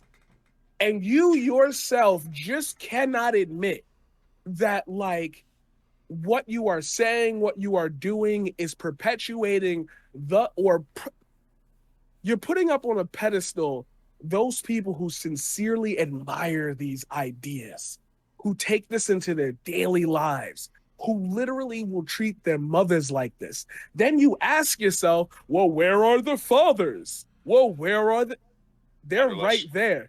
Being gross human beings who then women have to then leave, have a broken family with, and for some reason, like, you don't see a connection between that because the internet is over here. Real life is over there. To which now I'm going to have to plug myself. I sat next to somebody who I've been friends with for almost a decade now. We've done photo shoots together. I got into a magazine because of her. And do you know what the first thing she was ready to tell me was? That she wasn't vaccinated because of the shit that was said on Joe Rogan. Like, this world is not, this shit is not there are just certain topics you can't be stupid with. And I feel like men as a whole are afraid of being stupid now when they approach a woman, when they go to a job, when they walk outside and like they want to have their own fashion trip. I want to be a nerd. I want to be this. Oh, men can dress as women now. Oh, that's the how do they? Oh, men are trying to be women. They could did it. Like, there's so many avenues that a man can now explore. I'm culture shocked. I'm scared. What am I? I actually do like I'm sorry for this. I actually do like trans porn on the low. Does that make me like, my friends think that's gay? You have grown into it and you didn't even recognize it. And now you got a bunch of people, and this is, I hope, a good segue for you, Greycraft. You got a bunch of people that are supposed to be progressive, all screaming in your face. How do you not know this by now? Well, sorry, I don't. If you have something to tie in, I thought that's important to that. I used to be a young Earth creationist, more libertarian, conservative, those types of things. And one of the most important things for me that really changed fundamental things on who I was, like I've always liked to push that, like, when you lose your like Christianity or your faith, like, you lose a part of who you are. And it's the same thing with like your conservative like beliefs and those types of things too sometimes. And the biggest thing for me was understanding I don't know, or I could be wrong about something so fundamental. And being able to accept that for me was one of the most, oh my God, allowing myself to question something so fundamental, something so deep to who I am. I am this. I can't question that. No, that's just how it is. But wait, maybe I don't know. Maybe I could be wrong. And I allowed myself to question. And that was the biggest breaker of my conditioning. And it's one of the reasons why I talk about what I do on stream all the time, is that we don't always know when we can learn, and to be open-minded, not so open-minded your brain falls out, but to allow yourself to question and learn. Exactly. In both of y'all, basically said what I was thinking the whole time, just in different language. Everything that we're talking about here, if we really want to know what the crux is to men's issues, all right? If we really want to know, quote unquote, why the left is so needlessly repellent to young cishet white boys, right, who watch Twitch, you know, and why, like, you know, men can't get in relationships or whatever. It all comes down to an unadmitted, Bitchless. Sorry. to an unadmitted, unspoken sense of inadequacy, right? It's like, yo, I'm not weak. I'm not soft. What? Whoa, no. Sometimes it's okay to be soft. It's okay. It's okay. Sometimes you gotta be a little bit fluffy. It's fine. You know, it's not, that doesn't make you less of a man or anything like that. That's just another way of saying it's okay to cry, right? Like, cause like, same with me. I was raised fucking Catholic. My father is ultra fucking conservative, MAGA guy. Fucking when the January 6th riots happened, he was like, man, I wish they were successful. Like, dude, that's the kind of shit I was raised with. So Tyler, I'm same here, okay? But like, the fact is that like what this all really comes down to is this feeling of inadequacy that unfortunately young men are not, like, I don't know, this might be a fucked up way to put it, an ironic way to put it, but not manly enough to just get fucking therapy about. You know what I'm saying? Like, we have these resources put out there, and we keep on this is where a problem that I think that we should probably talk about next is that we have these resources out there, like therapy, like counseling, like you have some mental issues, you might need to be put on psych meds or something like that. You know what I'm saying? And yet I feel like there's so many of us that's just like, well, I would rather go on 4chan forums, you know? And like, what do you think, not just that we can do, but just men in general can do to where we could just feel comfortable being able to admit, yeah, I'm afraid of being inadequate. Yeah, I'm afraid of being weak. Yeah, I'm afraid of being perceived a certain way that society for centuries and centuries has told me is not the way I should be perceived. So break the cycle and stop bullying people over that kind of shit. That's a good one. Yeah. I saw a video recently, and actually I was looking up a video because I used to work with men in a drug rehab clinic. Mm-hmm. You know, I had men everywhere from 18 years old up to like 70, and I do currently. Yeah. What's that? I said I do currently. Yeah. Oh, gotcha. Oh, cool. All right, cool. So I also did classes with these guys. I did group sessions. So I found a video for their group session. Let me see if I can find it real quick, actually. It's a really good video about, like, real manhood. If you type it in to Google, it's one of the first ones that comes up, I think. Yes, True Manliness by James F. Clark. If you look that up, it's the first one that comes up on YouTube. It's really, really good. And honestly, I wouldn't say no to you playing it, like, now, if you wanted. So the reason I like this one so much is because it frames the message that leftists are trying to put out in a way that is palatable to young men, right? We need to structure our messaging in such a way. The left has the tools to do it. The problem is we don't utilize it. Mm-hmm. We need to structure our messages in such a way, both aesthetically and like the core message itself, that it speaks to these guys like deep down, you know, their gut feelings, what they care about. You know, they're taught these manly values all their lives. They know that they have to be men. And, you know, that's hard because the conservative ideal of a man is simply not a good life, you know, but they feel like if they stray from that, and I speak as a former conservative myself, I think we got quite a few here. Yeah. You know, if you stray from that, you're felt as if you feel as though you're inadequate. You know, you're made fun of for, we used to be bullied for watching anime. Right. That wasn't really considered a manly thing to do. Real These quick, days it's different. Can I interrupt you real quick? Of course. Because you just sparked a memory in me. I remember I was in 6th grade, I think.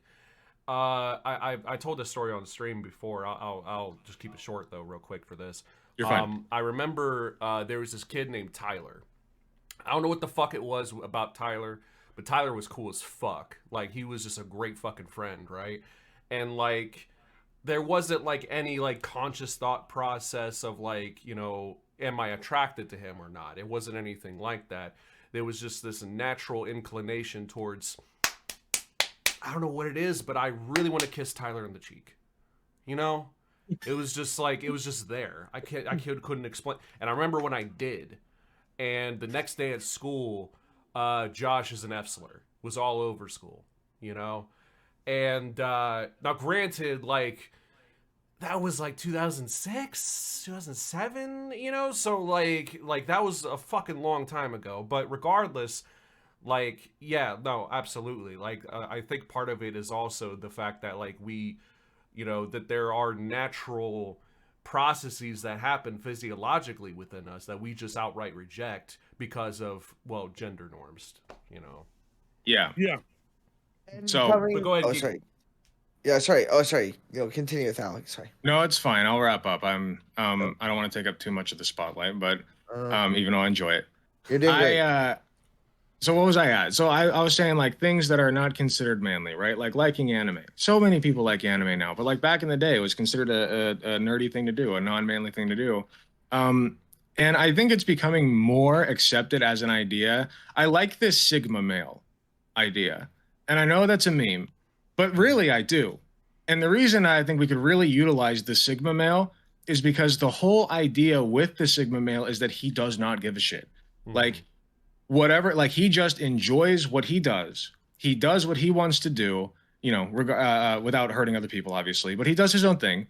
And he's just cool, you know, he's just cool with it. And whoever makes fun of him, whatever, it don't fucking matter. It don't faze him. That's the real manliness. I think if we could really like play on the Sigma card, the Sigma, like the true Sigma, like so Sigma that you don't even know you are, right? Yeah. Like yeah. that's really what we should strive for, that kind of messaging.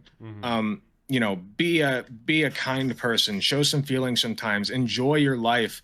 You know, don't feel like you have to spend 24/7 in the gym even. You know, like that kind of stuff. Be Keanu Reeves.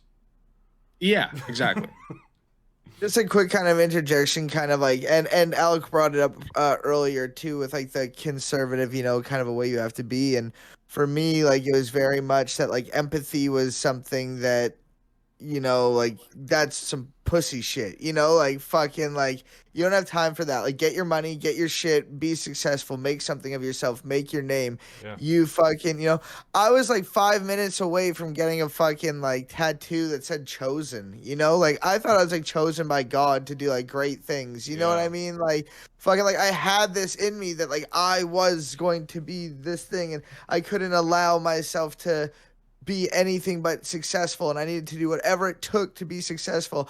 And yeah, there's a lot of horrible things and it sucks and it's awful, but I can't allow myself to think about that or concern myself with other people, because I need to get mine and get my bag and hustle. You know, I need to get what I need to get so that I can live a life where I can finally maybe one day chill. But I'll never chill because I'm a hustler, you know, and I'll do whatever I need to, and I have time, You know, or empathy. I really like that somewhat quasi-biblical kind of lexicon that you chose to use right there, chosen, because like I feel like It was 100% biblical. because like there's like we're talking about two sides of a coin here, and one side we just touched on was inadequacy, but there's the other side, which is the opposite of that. And I touched this on stream last night, which is like, it's not even like, you know, it's not even just you have to be the breadwinner. It's not even just you have to be the provider. It's not even just you have to be the protector. You have to be the savior. That's what it means to be a man, right? You got to be the savior. You got to swoop in and Me. fix everything, you know, and make you don't cry because they need a stable man, you know what I mean? And it's, well, what do you mean by stable? Like, You're the rock, Yes. the foundation. absolutely. You know, of the family, and that's that inherent hierarchy. And I don't want to go too much into this unless it's relevant and people want to go off onto it, like the inherent hierarchy and misogyny built into the deep Christianity fundamentals of God, the man over God over man over woman, woman over child, which a you know majority what of I the mean? United States populace has been raised on and believes in. So, on the note of being a savior, I don't necessarily think that has to be like a bad feeling to have. You know, I consider myself to have a savior complex. You know, ever since I was little, I wanted to be like the big, strong, tough guy who could save anybody. And you know, I would have those weird conservative fantasies where like I was the good guy with the gun, right? And like the gas station when the guy tried to like steal lottery tickets or some shit, and I like shot him 50 times for the crime of trying to like win $5 from the lottery ticket because he needed to pay for his lunch that day. You know, like that kind of fantasy. So like, I've always sorry, I'm playing Rocket League and I just flubbed it. I've always kind of had that fantasy, that complex, but I love being in the spotlight, right? I think we all do. We're all content creators. Yeah. To some extent, I think that's true of all of us. You know, I love having the attention on me. I love like the praise that I get, even just like earlier from Talorx. You know, that makes me feel great. It gets me giddy. I don't think it was that much that I did in an objective sense, but you know, I do appreciate that, and I accept the compliments. So I love that shit, and I think if you know, as far as the savior stuff goes, as long as you're not doing it, you know, to such an extent that it's making you unhappy, right, or it's making you uncomfortable, or it's making you feel like you have to reach expectations, which I've struggled with, reach expectations that are just unattainable. As long as you can avoid that stuff.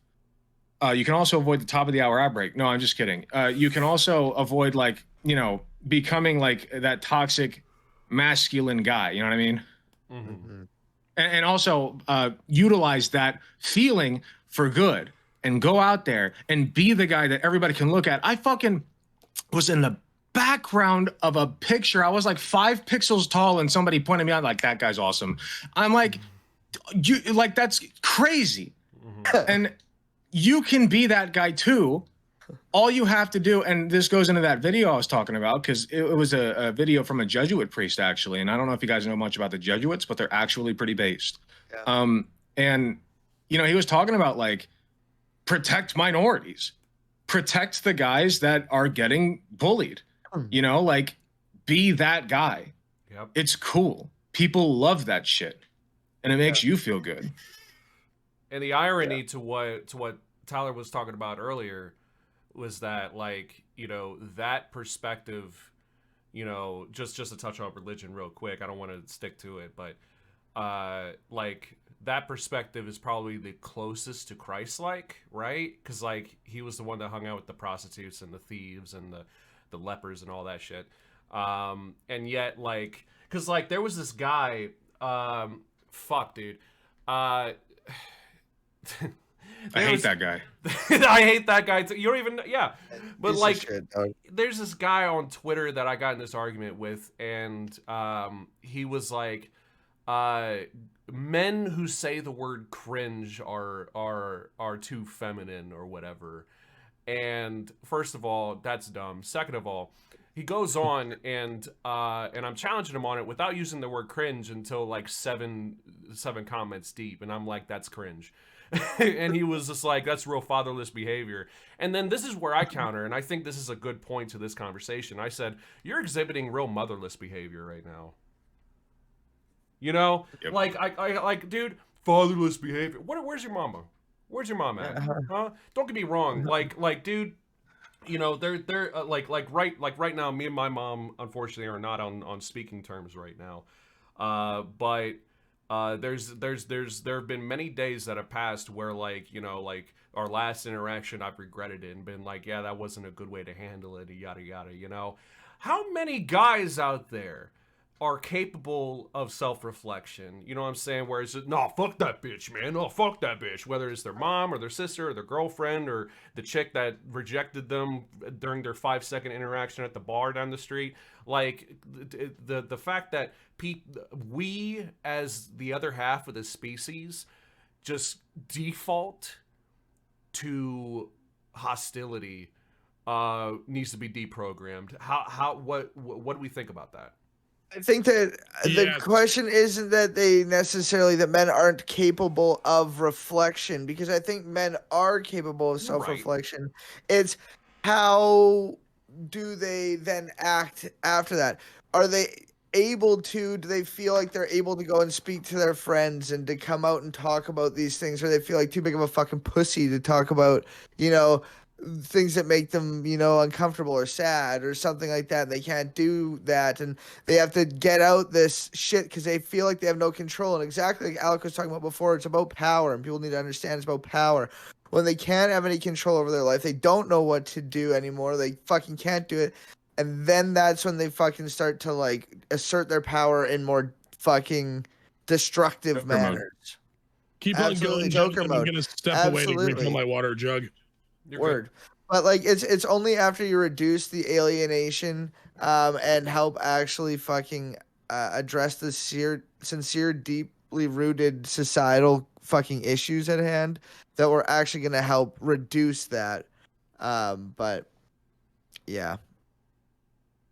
I think people are capable of self-reflection. They just don't have a proper outlet in society and our culture. I think he was saying less. They're completely, utterly incapable of it by nature, and more they're incapable of it like the way that like a toddler is incapable of object permanence. Like it's something that needs to be developed and practiced. That too. But I guess to clarify further, like how ego deflation is too uncomfortable. You know what I mean? Well, I think everything's about balance, like exactly like fucking like Alec was talking about before, where it's like, it's good to have that fucking that feeling of wahoo, that but my issue is like I'm an extremist, okay? Like I'm just a roofer kind of guy. I go balls deep. And like trying to keep myself balanced and be like, no, okay, like swing from the narcissism to the down to the like they kind of just trying to focus on balance, and understanding that you can be fucking sensitive. You don't need to be fully raw man all the time, but it is good to have some of those, more self, I can do things and I can push through things. I think that's important. We don't need to fully lose that, but to understand that we can also understand that we don't always have to just push through everything, and we can ask for help. Absolutely. Yeah, I was about to say, Paradigm, you ain't spoken in a while. When do we hear from you next? Because I usually overtake these things, and I end up going on 15-minute tangents, and everybody's like, damn, your mic is kind of good. I hear the fan in the background. Like, what's up? Like, I already know, like, because there's only but so many little things that go wrong here. Like, I just gotta live like that, like, until I get my own place, until I do the thing. Anyway. I like this, but I would like to interject a point about alienation. But this time, instead of doing this entire men feel like this, so when they do X, X will lead to Y, and the natural conclusion is that you're going to either split to Z or A prime, and then you're like, let's make it a concrete example. As you have grown up in this world, odds are that the majority of you were born to straight parents. Because, duh. Right.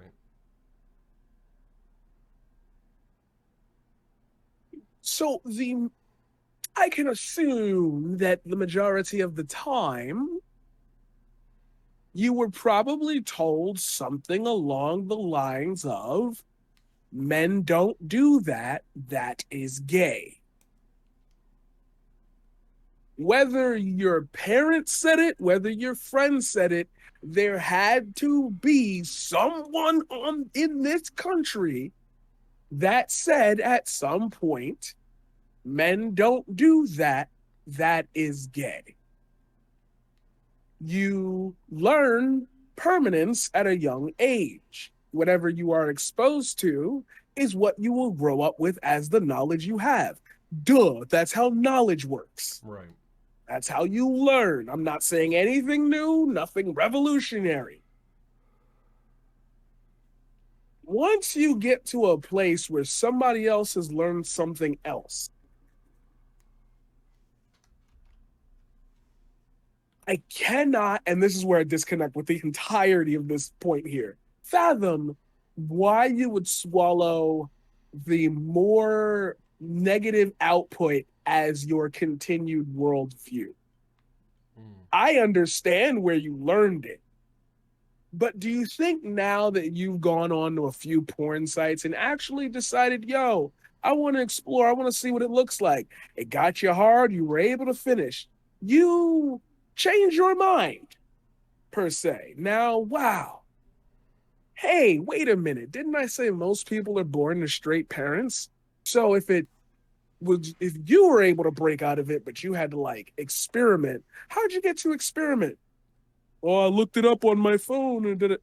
Okay, so how many people also grew up with that and decided never to look that up on their phones? What if they were banned from? What if they're like a state like Louisiana that makes you put in your ID to verify your age? So now everybody under the age of 18 can experiment. So the age comes, but they're learning from their men. Don't do that. That is gay. Oh, you might not have noticed. And this is why I like just explaining it like this. There's a binary, isn't there? It's a lovely binary of, wait a minute, being gay isn't just having sex with men. But what is it to you, though? You don't know anything because whatever you did, somebody pointed to it and said, men don't do that. Oh, you attach that meaning. Oh, wait, it's socially oh, no. You can't prove it because all you heard was whenever you went to go do certain things, that's gay.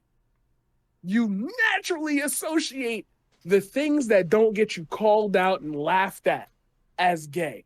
Oh, I wonder if that could dip into like having feelings or crying at girls' movies or like writing poetry or having a journal or like anything a girl does. Yeah. Wait, no, step further. Now you're 25. Now you're in a workplace with a hot ass girl and she hangs out with the gay guy all the time. You finally come up to her and say, yo, he not even fucking you. What's up? Come over to my crib. Let's rock. Turns out that guy is her boyfriend. Uh-oh. Now you're in a situation where something you learned as a child, because you agreed with that premise as you've been listening this entire time, something you learned has now clashed with your identity. You now don't understand how the hell you got here. In this entire thing, I have not noted to you one resource you could have gone to that would stop you from feeling angry about it, because rejection hurts. You don't get rejected and feel happy the next day. At least maybe some people get off on that. I know. Not kink shaming. Anyway, rejection kink. But like you have now set yourself up for multitudes of these circumstances, and now you're afraid of any man that acts that way because you can't figure out if they're gay or not, and that means they're potential targets. So when you see them hanging around with girls, now you get frustrated and angry. And then you say, you know what? I just decided I don't like gay people. Now, there you are, sitting there full of anger, and you hear something about a shooting in Las Vegas. No motive, no descriptor, but that's how I feel.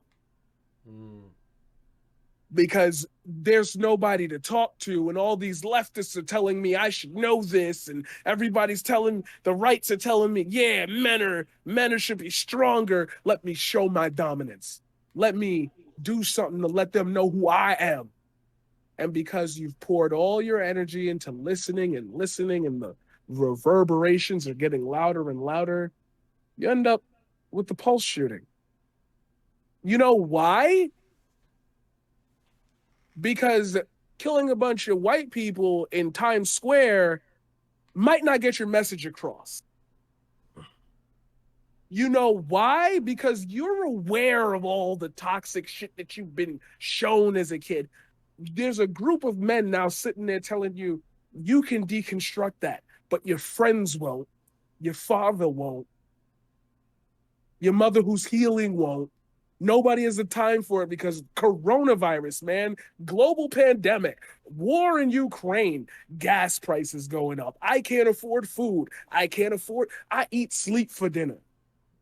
So now you got a bunch of privileged, oh my God, you guys get to stream and you want to be big and fit. You got a bunch of these people telling you, be a better man. Oh, that's easy for you to say, cute ass Hassan. That's easy for you to say, AlecGunter with the nice beard. That's something for you to say, with your beer bash with your clearly shampooed hair.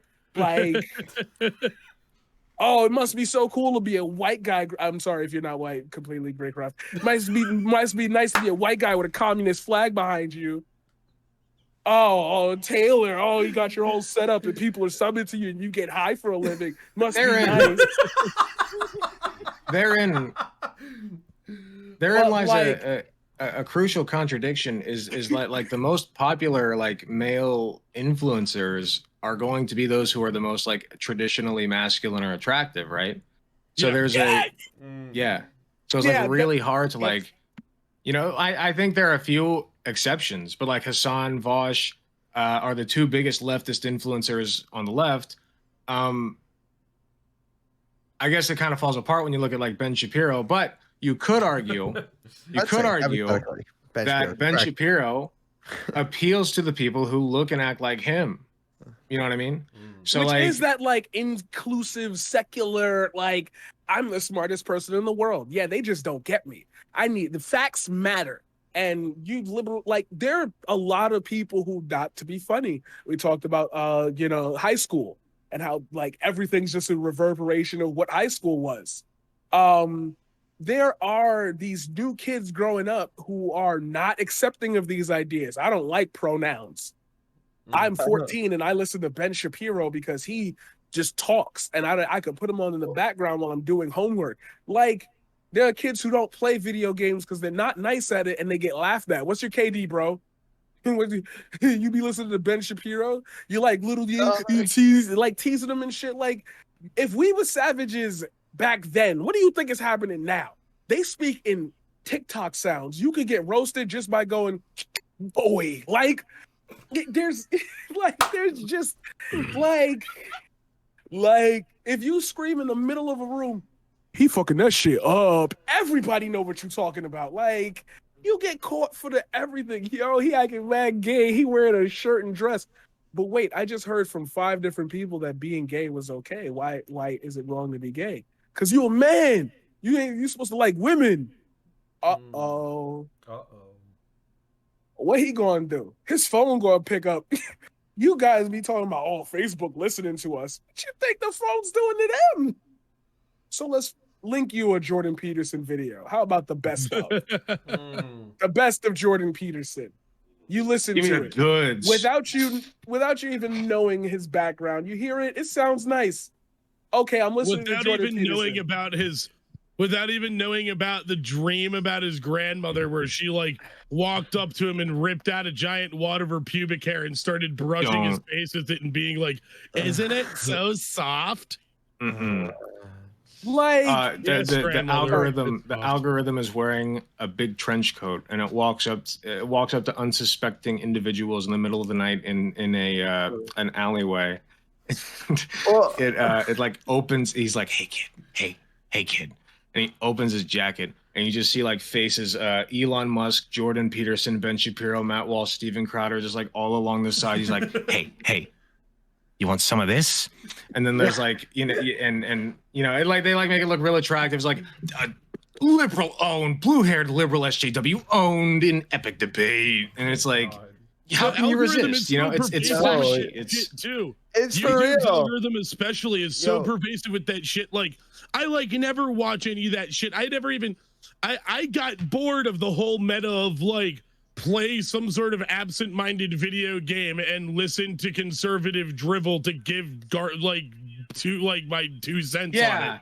Now I watch Vosh and I watch a leftist play an average video game while saying stuff. Yeah, and that's the funny thing. Like, if I watch political shit on YouTube, it's like left wing people. I know there's some people who think that Vosh is like some sort of Nazi pretending to be a leftist, which I think is the most ridiculous shit I've ever heard. But fucking the but like, hell, I barely even watch him anymore. And even then, recently, I've barely watched political shit at all on YouTube. The most political shit I watch on YouTube is maybe like watching PM's questions every week. And then because you're better than all of them. And I still get my fucking recommends loaded with like Ben Shapiro this, Jordan Peterson fail to suck his own cock and then spend an hour crying about it. But here's the thing. They are problematic. And problematic sells. It sells really, really good. Okay? Actually, that's why Hassan popped off. Yeah. He said the thing about 9/11, right? Like that was, I'm sorry, that was like his big moment. And the fact that he owned that his 9/11 skyrocketed him into fame. I guarantee you. Yes, Vosh very true. Is problematic in a different brand. He is number 2 only to Hassan. Those two are some of the most problematic people on the entirety of the leftist sphere. And yet every time they do something problematic, you know, conservatives either aren't paying attention or they find it fucking hilarious. And leftists in the meantime are like, I don't know about that one, Sweaty. That should have stayed in the draft, Sweaty. It's like, dog, shut the fuck up, okay? It was funny as hell. I'm sorry. So, like, my point in saying this is, if you want to, and I do believe this is on a Kanye video too. If you do want to draw in young men like that, be a little problematic, you know, like it doesn't, you don't be hateful, don't be spiteful or like a fucking Ben Shapiro, like literally, but you know, say something problematic once in a while. I can definitely attest, and I think this kind of like ties back into like the start of this about like kind of answering some of those questions about like being afraid to not know or to look stupid. Or I was a victim of the fucking right-wing rabbit hole pipeline. I swear to Christ, you know, I fucking kind of went through that. Watch out! You openly admit to this. A significant section of Twitch viewers are gonna think that you're still a fucking fascist and go like bitch about you in Kira Chat's Discord. Oh, fucking good, fucking. I think it was Beyonce who said, "Say my name, say my name." Fucking with everyone around you, fucking say it. Fucking come on over, come talk to me. This is a complete tangent and a humble brag. Well, not a humble brag, just a brag. Kira Chats, I've literally like never interacted with her. The only time ever was like in like one Twitch message, and that's it. And like a few months ago, to be honest, she just like out of nowhere replied to one of my tweets. I think my picture was on it. I forget. But like just she was just there. I'm like, what are you doing here? Like, wait. I can't even remember what the tweet was. But like that's really funny to me because I remember the only other interaction that I mentioned was I was in her chat. And she don't even remember my name probably from back then. She's got so many people watching her. Yeah. But I was in her chat. And she was talking about how, it's problematic, Sweaty, to wear a MAGA hat, Sweaty. You can't do that, Sweaty. So like, I was like, hey, you know, like I kind of copy Hassan. I do it for a bit, you know, like, and she's like, no. She like looked at the camera like this, like, no, don't do that. No, because she's a fucking no, don't do that. I think she knows everything. Mega Man Mark would like to debate her on that. Fuck, but yeah, no, but like, so like, I went down that right wing rabbit hole. Like, I really did. It allowed, I didn't know things about these politics shit that were going on and all this nonsense, but I wanted to know, but I didn't want to actually put any work in to actually learn. And they gave you kind of one-liner fucking like own dunks. And it was like, haha, entertaining. Like, this is fucking funny and this is cool.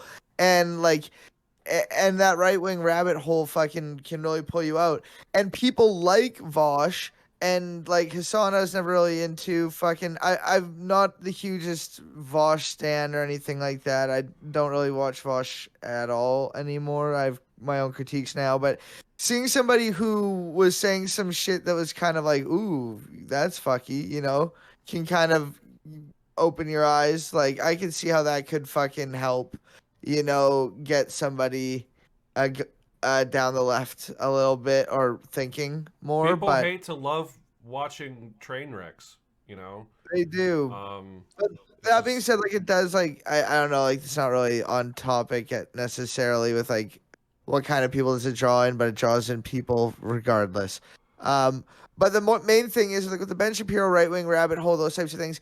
The main reason I brought it up is that like it answers those questions that like you don't know and you feel dumb, and they tell you these answers that make you even dumber.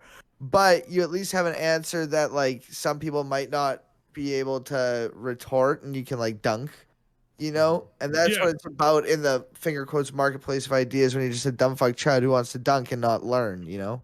Right. Yep. Yeah, debate so is. I would actually like not mind using this as a segue into. I've been wanting to say for a little while, like, if we're actually going to create like the serious cultural changes we've talked about in terms of like behaviors among like young men and shit, in order to create cultural change in any situation, people have to start breaking the fucking cycle. People have to break the fucking cycle at a certain point. Like that's how every like fucking bit of social improvement that has ever come about is because people broke the cycle and started being like, wait a minute, maybe this is fucked up. And we're the bad guys here.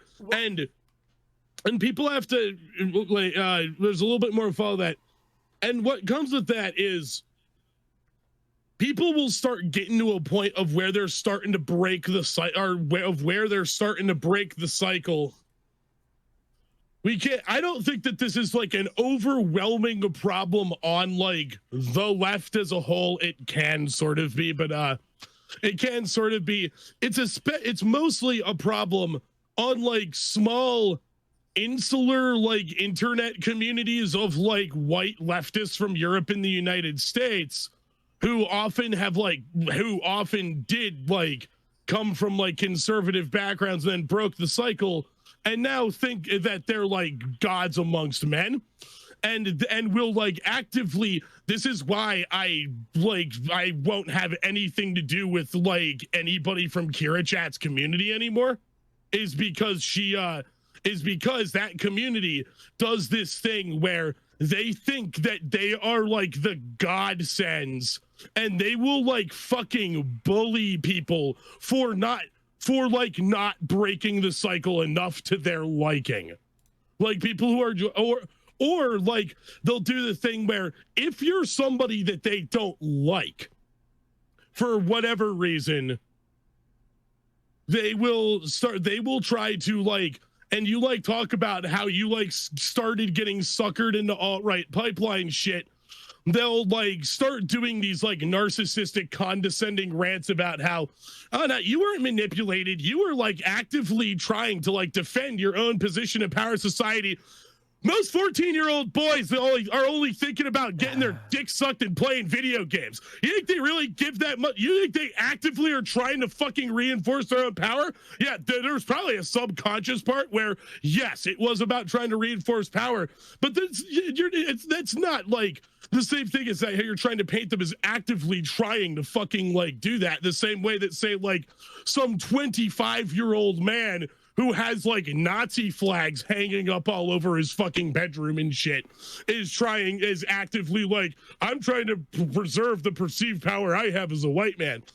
And that's not going to actually like create further cultural change if it's like people who have been like born into and brainwashed into these toxic cultures and ideologies.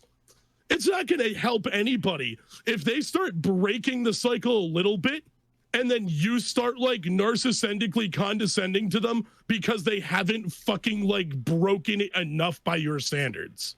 Well, you know, Well, and that's The purpose is to guide them, not fucking shame them into it. And that's funny you say that, because like I feel like, so there you just reminded me of a portion in an alt-right playbook video where he talks about the white supremacist, the white collaborator, the white moderate, and then there's the honest to God anti-racist, right?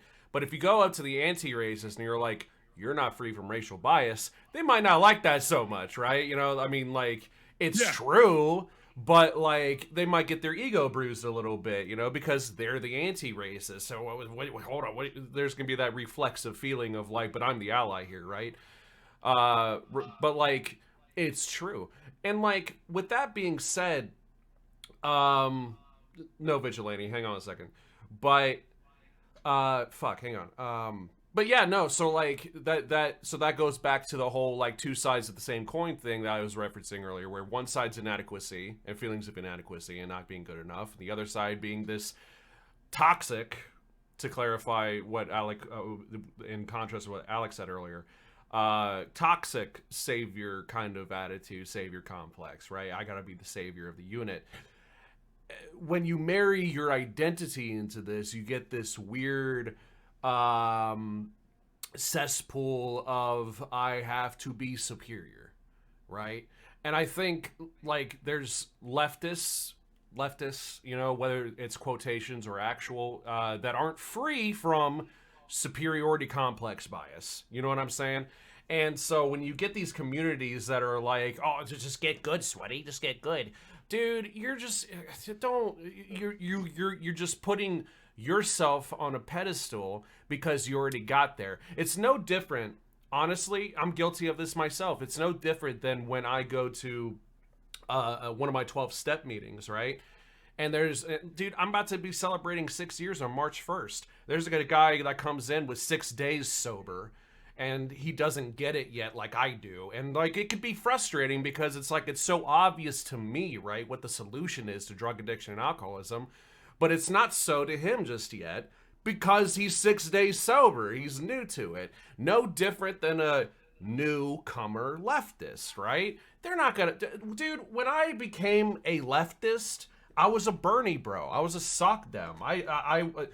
Communism, that's a little bit too far. And now look where I'm at now. I got a fucking flag behind me. Yeah, it says fuck Stalin, but for fuck's sake, dude. Like, for good reason, because fuck Stalin. Good reason, because fuck Stalin. But like, one step at a time, we gotta piecemeal these little motherfuckers. We gotta let you, hey, and this is where, so part of the segment that I was doing last night was, you know, this is why the one thing we have to continue doing as people with platforms in the politosphere is to keep being good rhetorically with all these other issues. Because I think that's how the pipeline works over on the right as well. They might not get to trans people, yada, yada. They might not get to feminism, yada, yada, yada. Oh, but something about the economy. Oh, something about the Democrats. Oh, something about the war somewhere, or Ukraine, you know? And then they end up stumbling into that sexist, transphobic, homophobic, machismo rabbit hole, right? That ends up cementing them into it. If we could do the opposite of that on our end as that same pipeline, good. But as far as this specific topic goes, yeah, no, I think really what it comes down to is we need to help people deprogram piecemeal at a time, not to marry their whole fucking identity to just being better than their fellow human. That's not what the game is about. And I wish Don't mean to interject here, but I do got to get going, unfortunately. So it was a pleasure being here, but I do got to get going. Absolutely. Thank you for dropping by, man. We'll see you again real soon. Thank you. Yes, later, have buddy. a good night, guys. Good seeing you again. Yes, good seeing you as well. Bye. And I'll give Crafty Witch my oh, Andy's gone. Whatever. I'll message him and I'll give I'll give that lady here Crafty Witch information because he was very suited. He definitely sounds like he's really excited to talk to her about her experiences as an ex-Mormon, and she sounds like she's excited to talk to him about it too. So, and I think that would be a really awesome convo. Alec, you were gonna say something? Yeah, so I was gonna bring up exactly the point that you brought up, Greycraft, and that's because like I come from that perspective, right? Of like I gotta be the best. You know, I'm a competitive bitch, okay? Competitive and you might say I'm competitive because I'm competitive and petty. Anyway, listen, I am so competitive and petty that like I remember I used to like fucking smash my keyboard when I would lose League of Legends. Like it was that bad.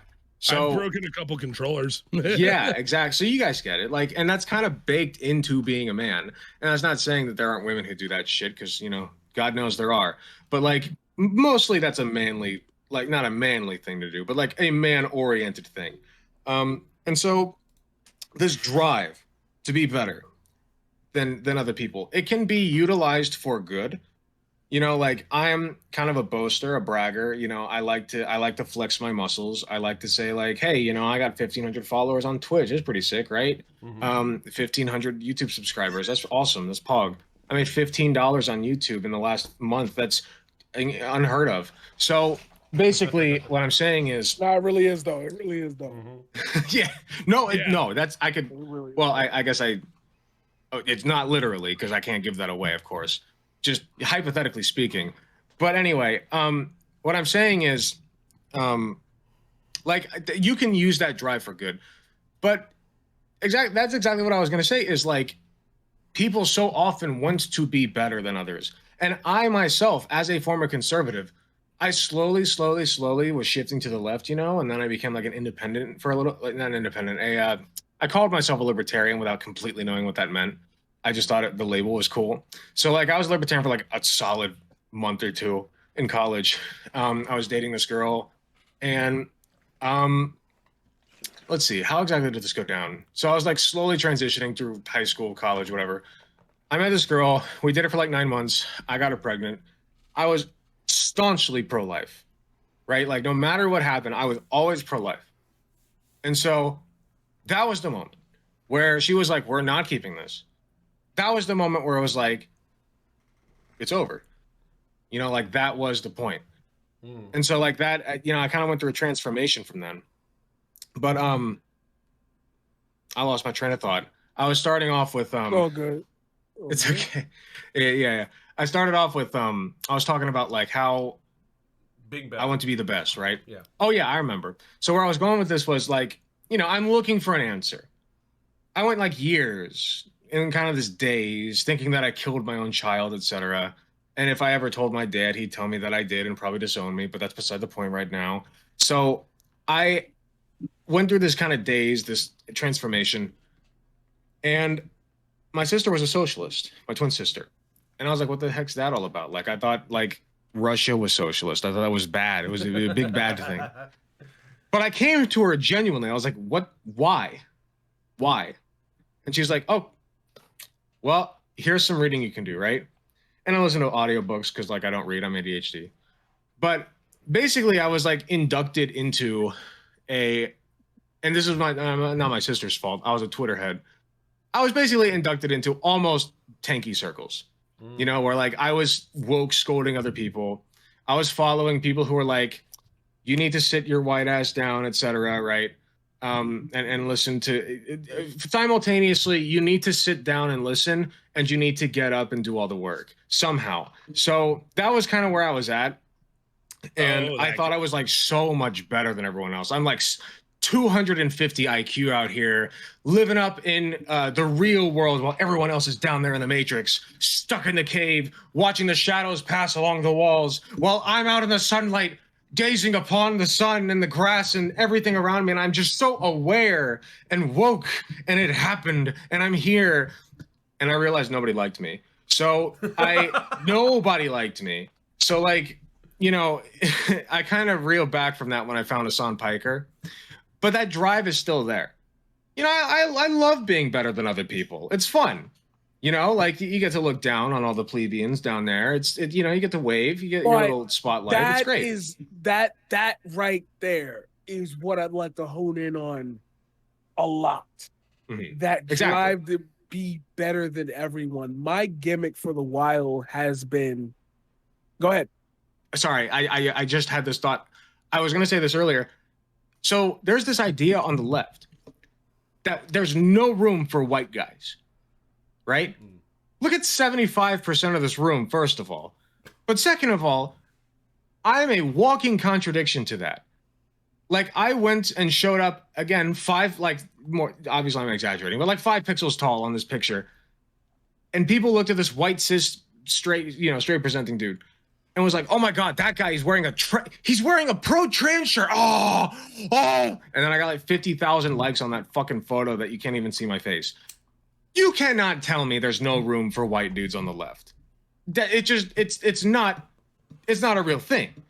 I wore that. I made a meme. It's the best meme ever. It was Family Guy Peter Griffin. He was wearing the stripe that said King of the Black People, but instead of that, I made it say King of the Trans People. And he said, like, they respected me for saying it because I said trans rights, right? He's like, oh, big white cis dude say trans rights. Wow, great stuff. So, but literally, like, that's people lose their shit. Like, they see a guy like me, you know, or like even older than me, or like even more chudly than me, be based, and they eat that up. Right. They love us. So it's like, where's the disconnect? Like, there's a clear boundary of entry, but once you're past that filter, that boundary, you can write your ticket. No, I've exploded in popularity just by showing my face in public and saying trans rights. That's it. Like, wait, no. Okay. No. First, I agree with you. Let me, but like, I do this thing where like, I'm gonna lock you in. You ready? Story time. Who's ready for story time with the paradigm shift, baby? I'm ready for story time. I'm ready. I want to take that point right there and I want to accelerate it. And it's going to be painful for me to do so. I'm preparing everybody. In my life, I've been thrust into situations where I was the smartest person in the room. It wasn't the fault of anybody, but just my drive to want to read, to want to explore, to do anything to tell myself that there was a world that was better than the world I grew up in. Just out of curiosity, paradigm shifts as you say that, because I've also found myself in those kinds of scenarios before. Did you ever get people calling you a human encyclopedia ever in your life? Yes. Same. Feels. I always thought that I was undeserving of trauma. My mother passed away when I was 6 months old. I have no memory of her. I don't ever get the idea that, like, I've never had a therapist to approach me and say, do you blame yourself for your mother's death? No, I had to put it on a line in a poem that like 67 people listened to. I had to pretend like these things were big because there's nobody in my life who's giving me the, yo, you did it. Yes. I have no audience per se that gives me the reception of how great people make me feel my things are. I've never felt I've never felt the true pull of like achievement in such a way that it's just not deniable to even the closest of people who might not like me. And then I found this, and that exploded out of nowhere. And I'm telling people now, I'm the greatest Twitch streamer you'll ever meet. I'm telling people, I'm the tribal chief. You got to listen to me, this, like, appreciate you. And all of that comes with the price that, like, at some point, yo, I prepped my audience to know there's going to be a day where, like, we're going to achieve something big, like maybe I make enough to move out, and I have to break down crying for 3 days. I have to sit there on stream and say, yo, I'm going to unpack all of this with you, whether you want to watch it or not. Oh, my subs dropped because I changed the content. No, I told you this was going to happen since I've been here. I won't, like, this was the point. This was the goal, to get somebody like that. You crying? You're supposed to be happy, bro. You a man. You said, And so the little random people will filter in, the little trolls, the ones who disliked you before, who want to see you like, oh, you're big enough now. And it puts my ego in check because it makes me realize, damn, I'm doing this because y'all told me I had it. When I was being myself and it was accessible to you, you're telling me I had it. And now that I've charted that path for myself, you don't like how it's presented? I thought you liked me. As a man, I thought you was fucking with me because I was supposedly different. You was fucking with me because I was quote unquote unique. No, you was fucking with me because we never had to have these conversations. And you don't like how high and mighty I come off because I know all the information. And it's like, that's the point of why I'm the person I am, because you don't have the time to ingest this. I do. I could just tell you, yo, you have a doctor you trust. You have a pharmacist you trust not to fill your pills up with the wrong, like your bottles up with the wrong pills. You trust your weed man. You trust your manufacturers not to deliver you bombs instead of CPUs. Like, you trust every inevitable system. And all I'm asking is that if the experiences we had outside of it mattered, why can't you just come to me as a human being and talk to me about how you feel? Because that is challenging their sense of masculinity for my male friends. Quote unquote, that's gay. Right. Like, that's, you're sitting up here talking about your feelings. No wonder your viewers are low. Like, damn, bro. How did you really know I says was a doing lot that? too, doesn't it? Like, yeah, right. Like, I'm sorry. Is this not captivating for you? Is this not, but you literally wake up with your PS4 on because you can't get a PS5. You wake up with your PS4 on, still running YouTube music. Like, yeah, I'm not in the greatest position. Yeah, you know, my dad's not the greatest. Yeah, you know, there's a constant repertoire of me having to like resuscitate him again if he ODs. Yeah, I've lost 171 people. Yeah, I'm still trying to be as entertaining as possible. You're gonna have to accept that I'm never gonna let you know when I'm always gonna tell you when I'm up, but I'm damn sure gonna let you know when I'm down. And if you can't handle that vulnerability, then what are you as a person? Now I gotta check. Am I fucking up? Am I fucking up because I have these conversations with real people? Oh, my bad. I be outside too, and I'm doing this. Like, I'm telling you, there's higher levels of thought. I'm sorry, I'm the smartest person in the room, but I'm just the one out of us who decided to take this and do this.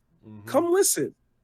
Come get your shit checked. Come get your brain working for a little bit. Put me on in the background, spin this shit, have some fun, and just learn a little, progress a little, because I feel great. I'm trying to figure out why you feel angry. You know, and that's like the long pull of what I was trying to respond to by saying I agree with you. Is like, at some point, you yourself have to acknowledge, if you like this, sitting in front of let's be real.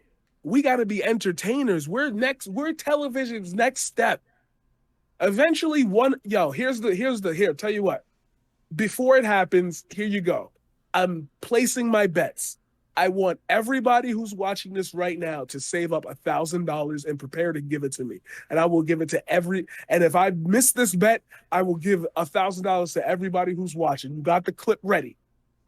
I am betting you the next big thing to hit this world will be one of Twitch's biggest stars eventually getting a television deal, where he will be allowed to live stream on a nationally broadcasted network. I'm promising you, it is the only next thing.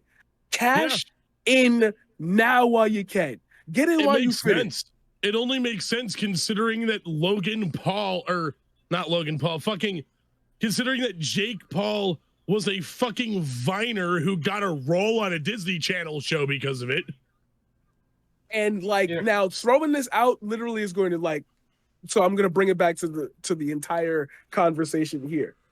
When I tell you that these people that we have as role models, these people like this manosphere is larger than you think. I want to remind you that Ben Shapiro has the equivalent of Disney Plus for conservative content. It is outside. It is outside of a sphere that you are probably not even aware of. There are families that sit down and watch this. We know that for a fact. We can call them stupid all we want. We still bear the burden of being an example of what not to do. Sorry, Alec. Okay. I was gonna say I caught you on that the point about people talking about like your view count and shit. And it's funny because like I get so many of those comments, and I've been getting those comments for a year. And so last year it was like, oh my god, you only have 30 views on your video, you only have 200 subscribers. Oh my god, you're such a loser. And now a year later, I'm like 1,500 subscribers and I got 300 views on a video. I'm like, oh my god, fucking 300 views, dude. Really, really, really? Oh my god, dude, really? Like it's that low, dude. Really? Wow, you're such a loser, dude. And I'm like, yeah, I mean, like that's how growth works, man. How many fucking views do you have? I don't see you posting videos to your channel. I don't see you on this fucking grind set. I'm posting a goddamn video a day practically at this point. What are you doing? Sitting on your fucking ass jerking off to trans porn while also being a fucking transphobe in my YouTube comments and making multiple accounts so that you can ban evade when I tell you that I don't want to deal with your bullshit anymore. Like, what the fuck are you doing? Okay? Right. Fuck off. Yeah. No shit though. No shit. No shit. Like, Hey, I let my haters of, let my haters be my motivators. hey, that reminds me of when after the notorious beer bash getting really drunk while talking to Dylan Burns incident, Sansol went on some tirade about me on Twitter and told me like, why don't you keep like racing your virtual sim cars for 3-person audiences, you fucking loser. Hey, I'd rather have like 5 viewers and have like have like 3 or 4 active chatters than have like 50 viewers and 2 active chatters because you're obviously fucking view botting. Well, Now hold on, I'm gonna And still having to do that after selling out, after literally just throating Destiny's cock. What's in the the attempt to response get to that? viewers. What's their response? Like, cope you, you're coping, massive cope, bro. If I could, It's like, bro. you're gonna have to back up. So is this guy's name is San Sol? Can you hold on? Can you spell that? I'm gonna have to write that one out. Let me here. Go ahead. I'm listening. No, but literally, like, who the fuck even? Like, he's banned off of Twitch. Mm-hmm. Nobody likes him. He is a nobody. I've that dude has occupied like negative space in my brain. Like it's like it's so funny how fucking hard he fell off. And he used to be one of those guys who shit on me for being tiny, which is funny. Now I'm bigger than him. Yeah, I just looked it up. Yes, he's still banned. Yep. Good. Oh yeah. Oh Good. yeah. Yeah. I hope he never gets it back. Yeah. He got put in a fucking spliff. Yeah, dick bag, I dude. did want to say something That earlier sounds about so like back. it's always so funny when I can't remember what who was saying what that reminded me of this, but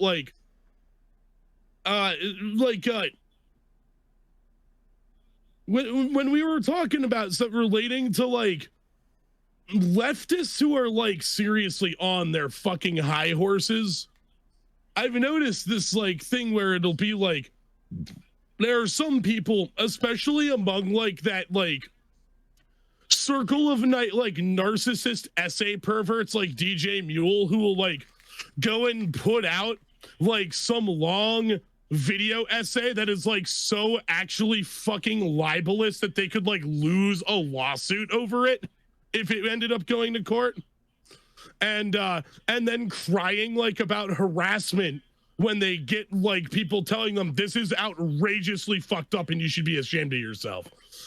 A lot of the people, like those people, or like people who like view those people and part of the weird personality cults they foster, they sit around jerking themselves off endlessly about all this good work they do in real life, especially on Twitter, which is part of the reason why I don't use Twitter anymore. They sit around jerking themselves off endlessly about all this good work they do in real life, about like being with attendance unit or volunteering with food not bombs or some shit. And they constantly talk about on Twitter, well, to like fighting with people about stupid shit.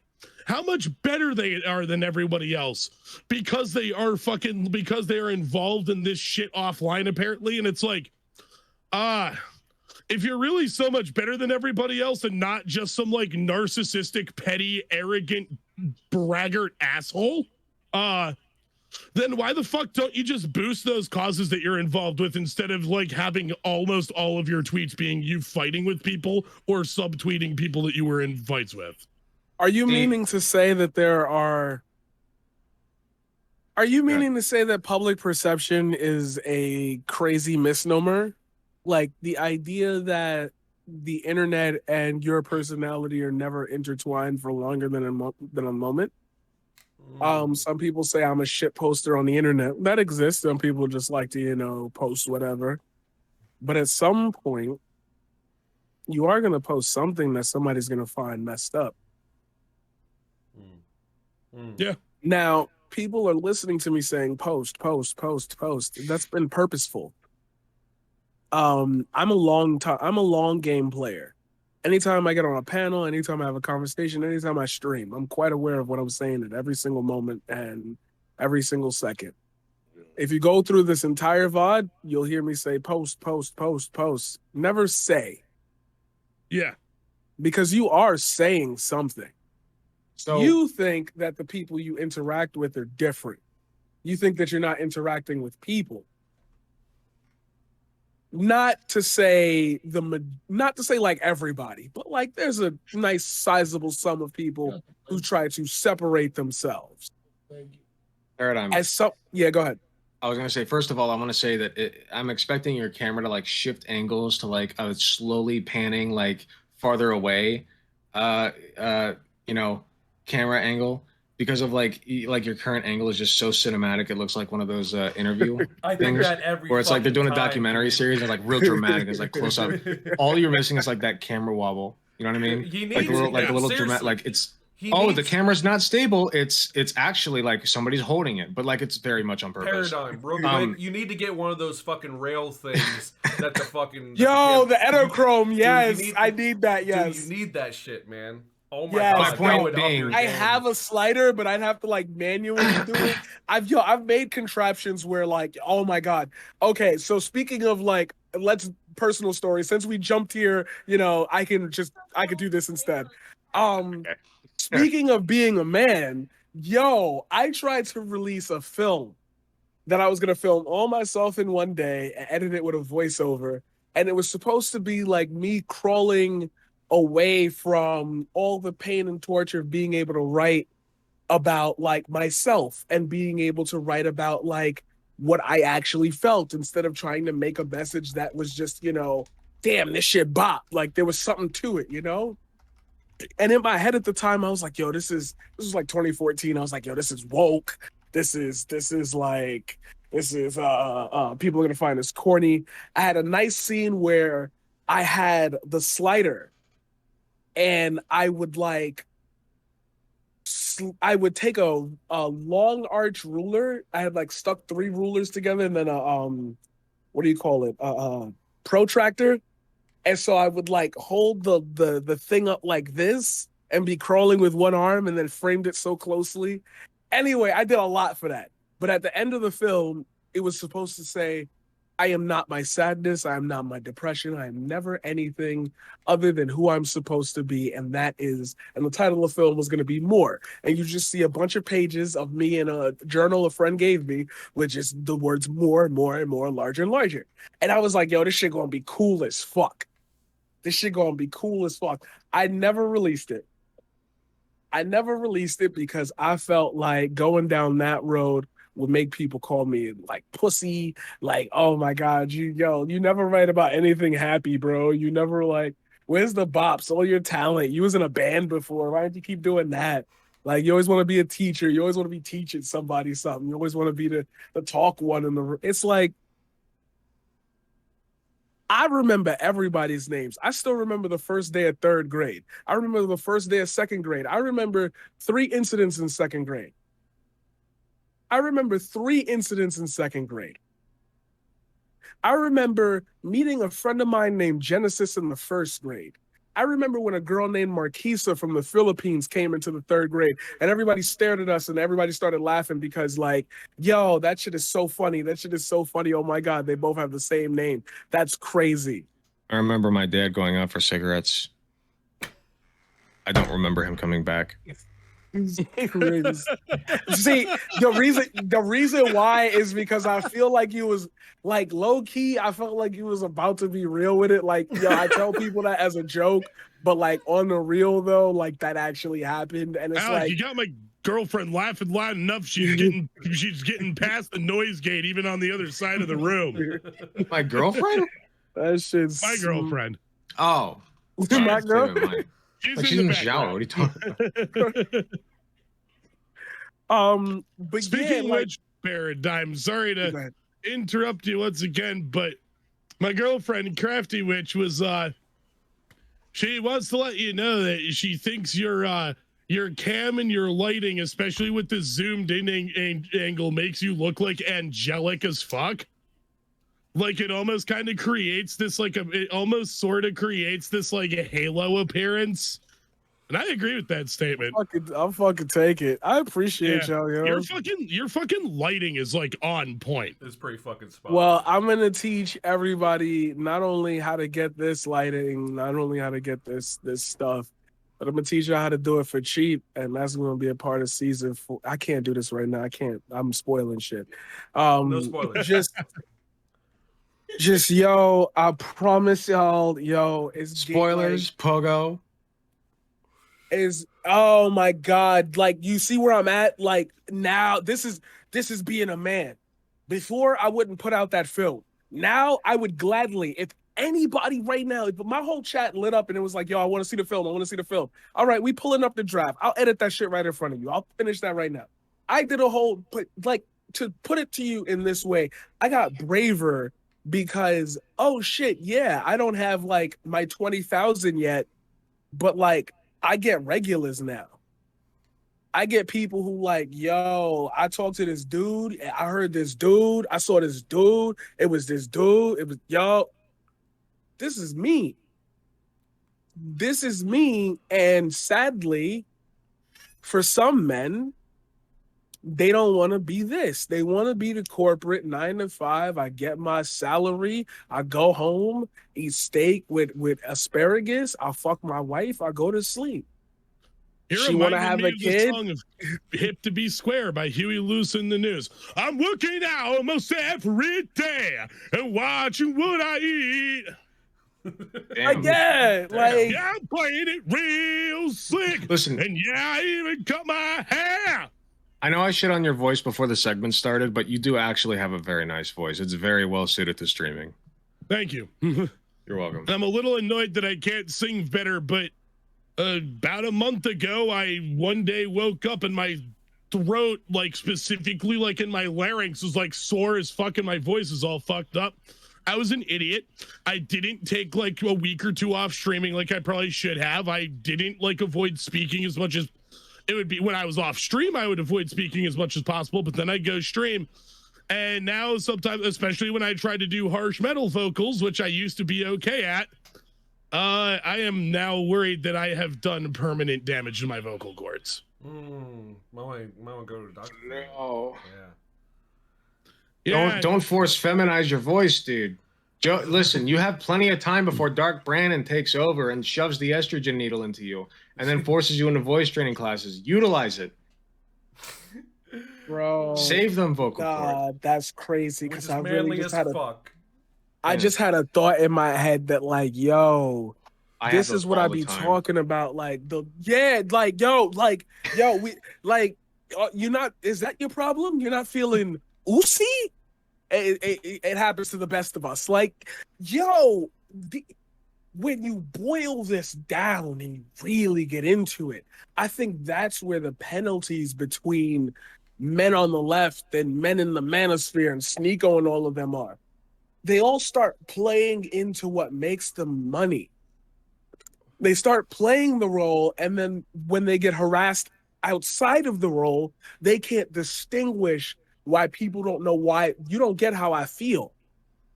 And now I'm seeing these dumbass takes like, yo, I made a poem specifically aimed at Sneeko. Highest rated poem I ever made. Yeah, off the top of my dome, too. Shit was crazy. And like, it was because I said, yo, if he ever comes across his name, just maybe he'll see that. There's some random ass dude in the middle of nowhere, dope ass voice, and he making something like pointed towards me. It's not in a hating tone. It's creative. It's really speaking to like, yo, how I might feel behind the like outside of the camera view. But I gotta go through the upstream of, yo, this is mad gay, yo. What the fuck? You made a poem towards a younger dude? Like, ew, bro. Like, aren't you supposed to be a teacher? You don't find that weird, bro? He's mad young. Leave him alone. Like, how old is Sneeko? I think like 22, 23. Oh, something like that. Kind of makes sense. That's I could be wrong. I would like to fact check myself. It's ironic you bring this up because me and Ash back there in Crafty Witch were talking about how sometime toward the end of the convo I wanted to at least send you guys the links to watch for yourselves if I didn't just screen share it for us to all watch together. Are you familiar with the YouTube cartoonist Meat Canyon? Yes. Did you see Meat Canyon's video parodying the like Aiden Ross, Sneeko, Andrew Tate video calls? No. I think so. It is so funny. I'm gonna watch that after this for sure. Absolutely. But also like talking about like doing art about like YouTubers, whether it be a poem or like a cartoon or whatnot, that like actually humanizes the guy and talks about him off the camera. Like, that's another thing that Meat Canyon tries to do, like in Meat Canyon's yes, Alex, the one where Andrew Tate like splits into like two versions of himself sharing the same lower body. He's like, the next part of the journey is self-love, like splits into a doppelganger of himself, and they start like making out. Let me get a hit off your cigar. Yeah. And oh man. But yeah, So like true. Meat Canyon, I watched Meat Canyon, or I watched on his second channel, Papa Meat, he has a video where he watches, it's like the ultimate like internet creature shit, because it's Meat Canyon watching Nikocado Avocado reacting to Meat Canyon's video about Nikocado Avocado. And Meat Canyon's sitting there talking about like, hey, yeah, so like this is how I try to like, when I do stuff about like other YouTubers, I try to like humanize them a little bit, because it shows like Nikocado Avocado doing his thing where he's like, "Wah, I got fucking sauce on my shirt." Ah! Now, tune in tomorrow for me to see me eat more Takis. Then he turns off the camera and he just acts like a normal human being. He's just like, hey, Arlen, if I keep loading at this rate, I think we're going to be able to buy that house we were looking at. Oh, hey, remember when we went over to the Bahamas? I was just looking at that picture that we took from when we were there. God, that one was sad too. Like it really. That one did get sad. It really My favorite one got rude. My favorite one was the one where Markiplier reacted to the animation, and then he like reacted to Markiplier because Markiplier loves it. Yeah. Like he can't legitimately shit on Markiplier for anything, so it was literally just like a bunch of Markipliers as the animatronics being like, "You have all the milk, don't you?"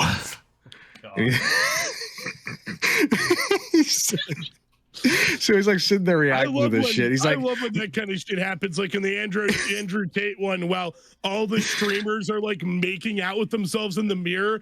Just suddenly Sneeko's like staring in the mirror and he's just like, it's so good. But then like the Markiplier one was so good because I don't know if he did it, but like there was a 3D animation at the end of like the best fucking Markiplier animatronic I've like the 3D effect I've ever seen. And Mark loved this video, and he never reacted to it until he did it once live on stream, and it's so funny.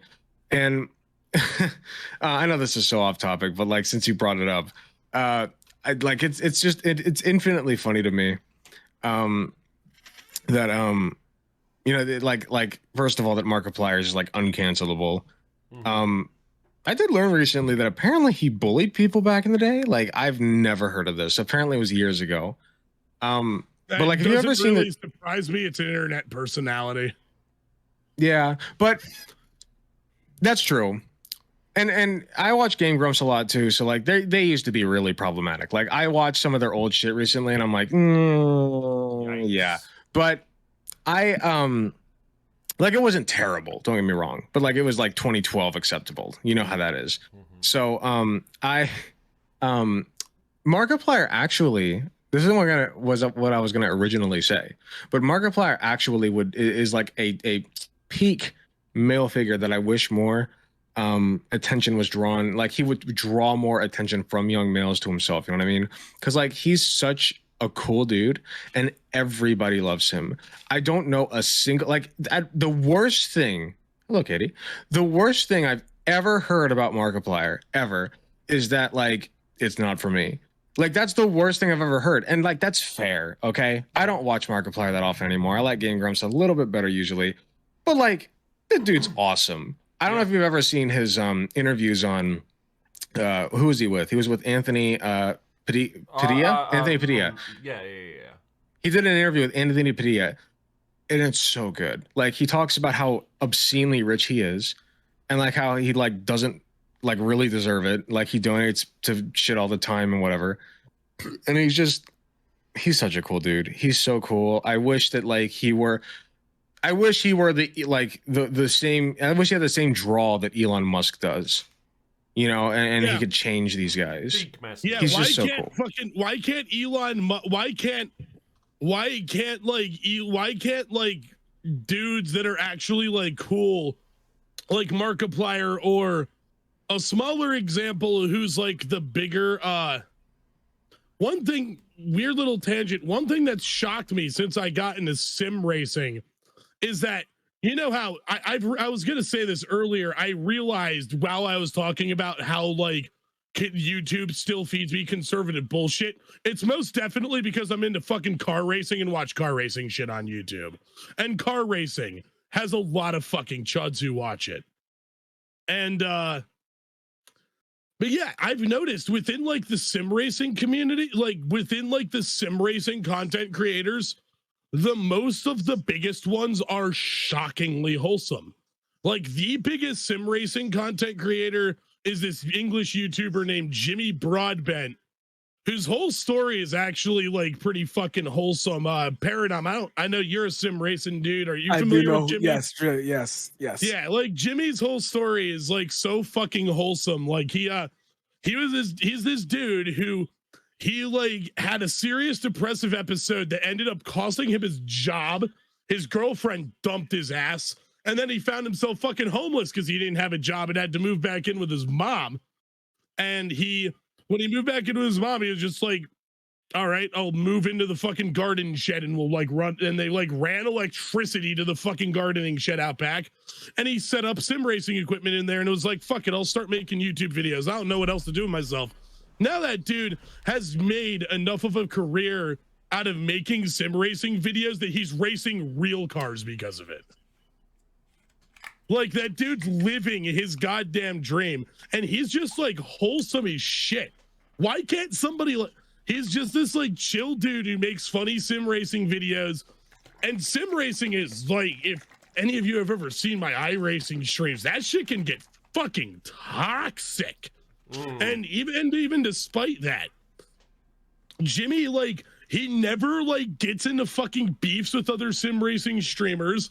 He never even, like, every now and then, I try not to do this, but every now and then I'll have moments where I'm sim racing where I'll like be the victim of somebody doing something overly aggressive or otherwise smooth brained, and it ruins my race, and I'll like go on a fucking tirade at the person. But yeah, Jimmy like never even does that kind of shit.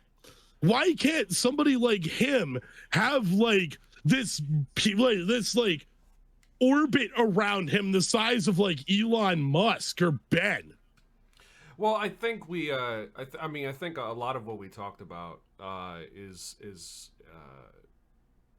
pretty along the lines of that.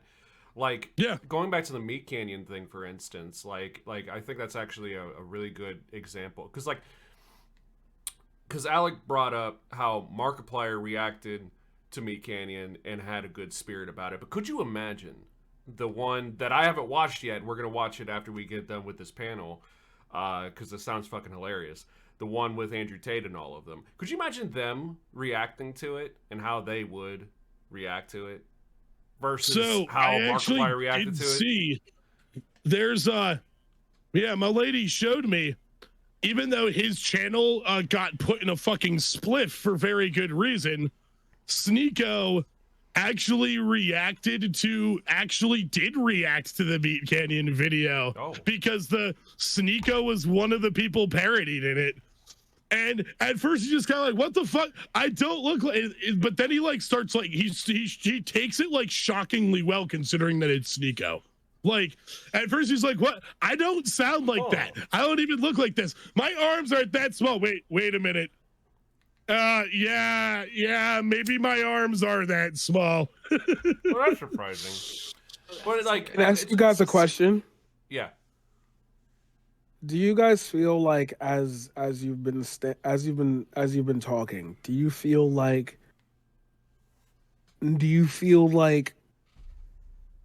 there are a lot of men who just need to be in opposition to the main idea? Do you think there are just a lot of men who just grew up on like, you know, cartoons and like, you know, the honeymooners, bang, zoom? Like, do you think everybody just kind of internalized?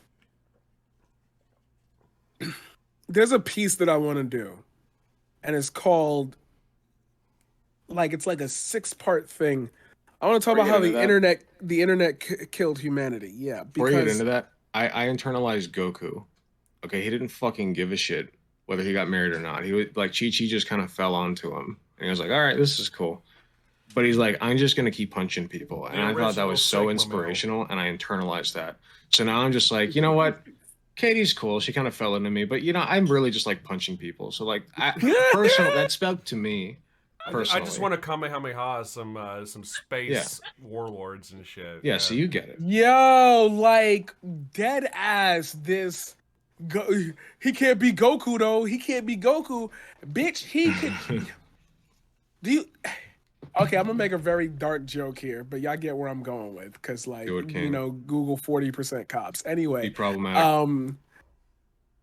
Like, do you think like your dad is Goku when he be beating on your moms? Like, do you think you're Goku when you be beating on your girl? Do you think you're Goku when you get in the street fights at bars because you're the toughest guy in the room? Do you think those men in jail are Goku when they gotta act mad hard and like, you know, I gotta like, I'm cutting, like, you? Do you think that men in a sphere have the ability to even approach this without getting laughed out of the building? Because we are heading towards like the kind of general, you know, fall of capitalism. So like, if they think they're Goku when they're doing that, I hope they can survive a bullet like Goku can. Right. Yo, that man got a hole in his chest. Said, I'm coming back, bitches. I'm coming back. Another great point, though, Paradigm, is jail. Think about it. Like, incarceration brings out the most toxic fucking masculinity. In you know the same old story, like, people get thrown in jail like while awaiting trial or getting a plea deal worked out for some bullshit that they shouldn't be in jail for in the fucking first place, like drug or some shit. While they're in there, they're subjected to such like outrageously hideous behavior that it will like fundamentally change them as a person. And you know what? Trigger warning, real quick for everyone, real quick, because I'm probably gonna bring up something dark from that, because that's actually a really good point to bring up. I mean, I can't tell you the amount of men I have interacted with in recovery. You know, when I go to my meetings and shit, or even at work when I see these guys freshly off detox and they're transitioning to sober living, right? I can't tell you the amount of times I've heard the story of, yeah, I was in jail and, you know, some things happened that my cellmate or this guy from Block E or whatever the fuck, you know, I don't want to get into it. You know what they're implying, though. You know what they're talking about. They don't even need to fucking say it. And so, I mean, talk about hideous fucking heinous acts of the darker nature of humanity. I mean, like, people who get incarcerated, it doesn't happen as often as people think it does, but it do happen to a significant scale, at least worth noting, that you'll get these guys and they'll get taken advantage of or full on forced. And it's like, you know, some toxically masculine men might not like this comparison, but very similar to, you know, battered women at a women's shelter or a woman who just got SA'd, you know? And it's like, now the facade has fallen, you know? And like, it took like something really fucked up for you to realize that, but now you realize you are no fucking different, you know? Some fucked up happens to you too. And like, now you're gonna feel like real vulnerable. Now you're gonna feel real like traumatized, and that's not anything to joke about, you know? And that's not anything to poke fun at, you know? And to reference what Paradigm said earlier, you know, that's not anything to be like, that's gay about, you know? Like, man, we are breeding hurt men. We are breeding hurt men. And we were talking about breaking cycles and shit. Right. Breaking cycles to try to create cultural change. Now, of course, you were just saying that stuff like sexual violence and murder and stuff in prison isn't, even in like a lot of the worst prisons in the country, isn't nearly as common as it's often depicted in mass media. And this show is guilty of being one of those like pieces of media about prison that's taken it to an extreme. But have you ever seen the HBO drama Oz? The first hour-long drama HBO ever aired. No.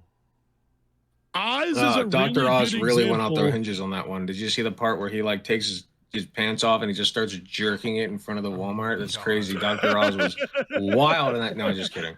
Sorry. But yeah, Oz is that's a series that I highly recommend for people who can fucking stomach outrageously fucked up TV shows, because it's ruthless. Of course, it was like HBO's first hour-long show, and you know how HBO doesn't really have that, like their standards and practices department is much more permissive because they don't have ads on HBO. It's all subscription fees. So yeah, so Oz is a show about it's about a maximum security state prison, the Oswald State Penitentiary. Oh, fun. And so people call it Oz for short, and there's lots of Wizard of Oz references. Like, most of the show takes place in I think it's like Unit E or something like that. It's a cell block that the guy who runs that cell block is this serious like prison reformist who stresses like restorative justice and really tries to not just like have prison be this like hellhole. Is it like, and that his unit, they call it Emerald City. Is it like Impel Down in One Piece? Is it like that? I've never seen One Piece, so I can't comment. Okay, well, if it's not like that, then I I've can't seen watch like it. one episode. Well, Impel Down in One Piece is a masterpiece. Did I mention, by the way, that in that series? No, I'm just kidding. Go ahead. But yeah, seriously, Oz is Well, yes, it does display shit like sexual violence and gang violence in prison and whatnot to a much more like extreme degree than it usually happens in real life. It is still a really good examination of how this is a system that's ostensibly supposed to like stop crime, but literally creates it. Yeah. And not just crime, but also just general, like extremely, it's supposed to be the thing that fixes the toxic behaviors ostensibly, but it literally just reproduces them. Like in Oz, basically like every inmate is like part of a prison gang. And then even like the inmates who aren't part of a prison gang, they are, because of the environment they're in, them and the people that they're friendly with ultimately end up kind of having to act like a prison gang on occasion just to keep their asses alive. And we have an appearance from Globus the Elder in my chat. Let's give you a shout out real quick. Yeah, no, I think I don't know, man. Like I think I'm trying to wrap this back. You think too much, baby. You don't gotta think so hard. That is true. Gray, look at me. You don't need to think. It's okay. You don't need to think. You so don't need hard, to think baby. so hard. Just relax. Just relax, okay? It's okay. One thing I am thinking is that this has been a really great panel. I think we discussed a lot of good shit. I'm not trying to shoot anyone. We shot into a lot of different directions, but this has been overall a great convo. Yeah, and I think like conversations like this are really important. Yeah, and I don't know, man. Like I just think like we get lost in the sauce a lot when it comes down to shit like this in either direction. Like whether you got the get good sweaty mentality or when it comes down to like focusing so much on the being kind to men part that like it could be misconstrued as being like apologetic for women beaters or something like that, you know. But Yeah, Go ahead, considering how much we've been like smoking cigarettes in here anyway, I probably should have reminded you to bring it in the first place. It's okay, I'll wait. Alec, my girlfriend just accused you of having a praise kink. Having a what kink? A praise kink. That's probably valid.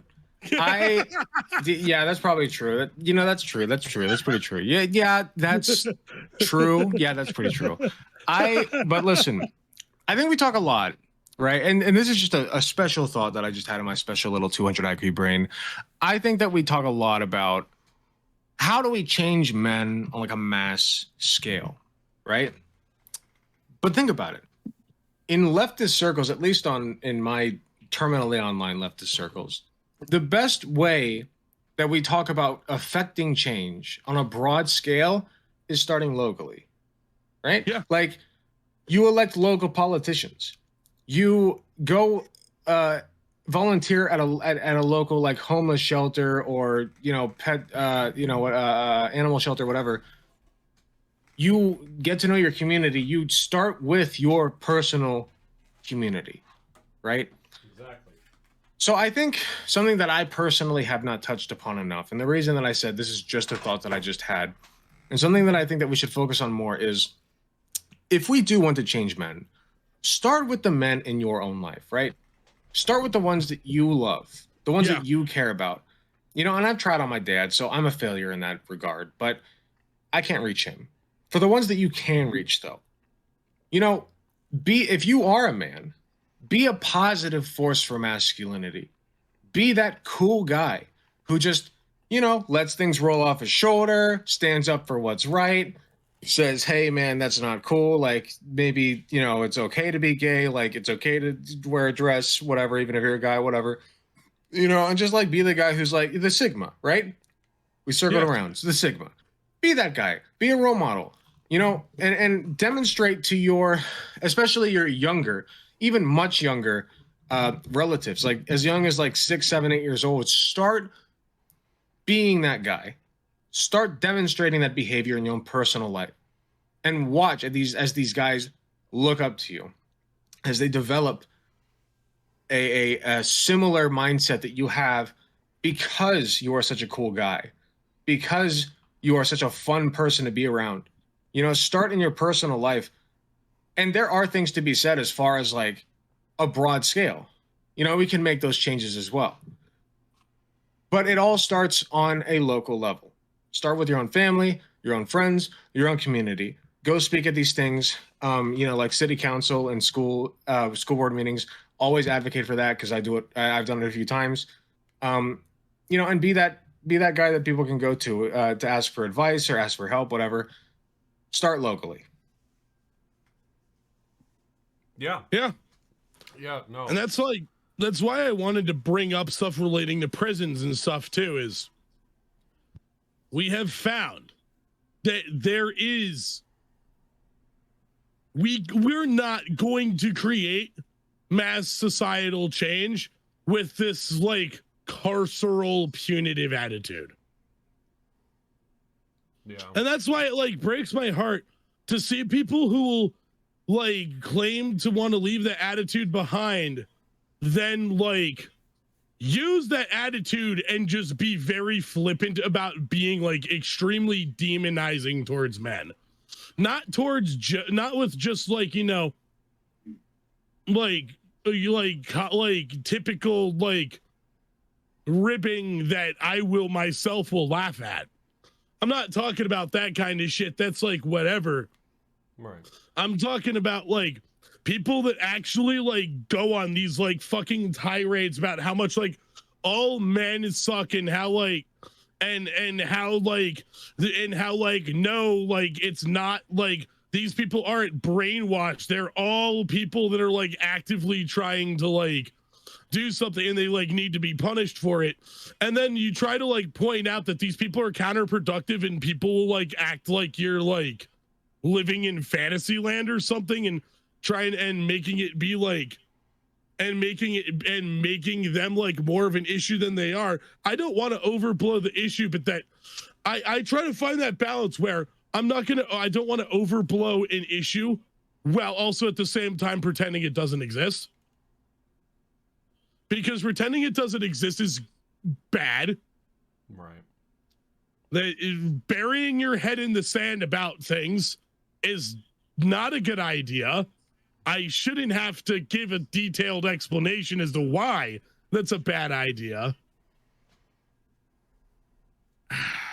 Now I can't even really remember I'll be an where the fuck ostrich. I was going with this, but there's just, yeah, we're talking about breaking cycles. Mm-hmm. We're not going to break this cycle if we're going to, we're not going to break this cycle if we're going to repeat the same mistakes of like our collective human past in trying to like right these wrongs and correct these flaws on a societal scale. And that is why I get like, I'm like even weird about the term leftist now. It is so broad. It is so vague. It is so, doesn't really have much meaning to it.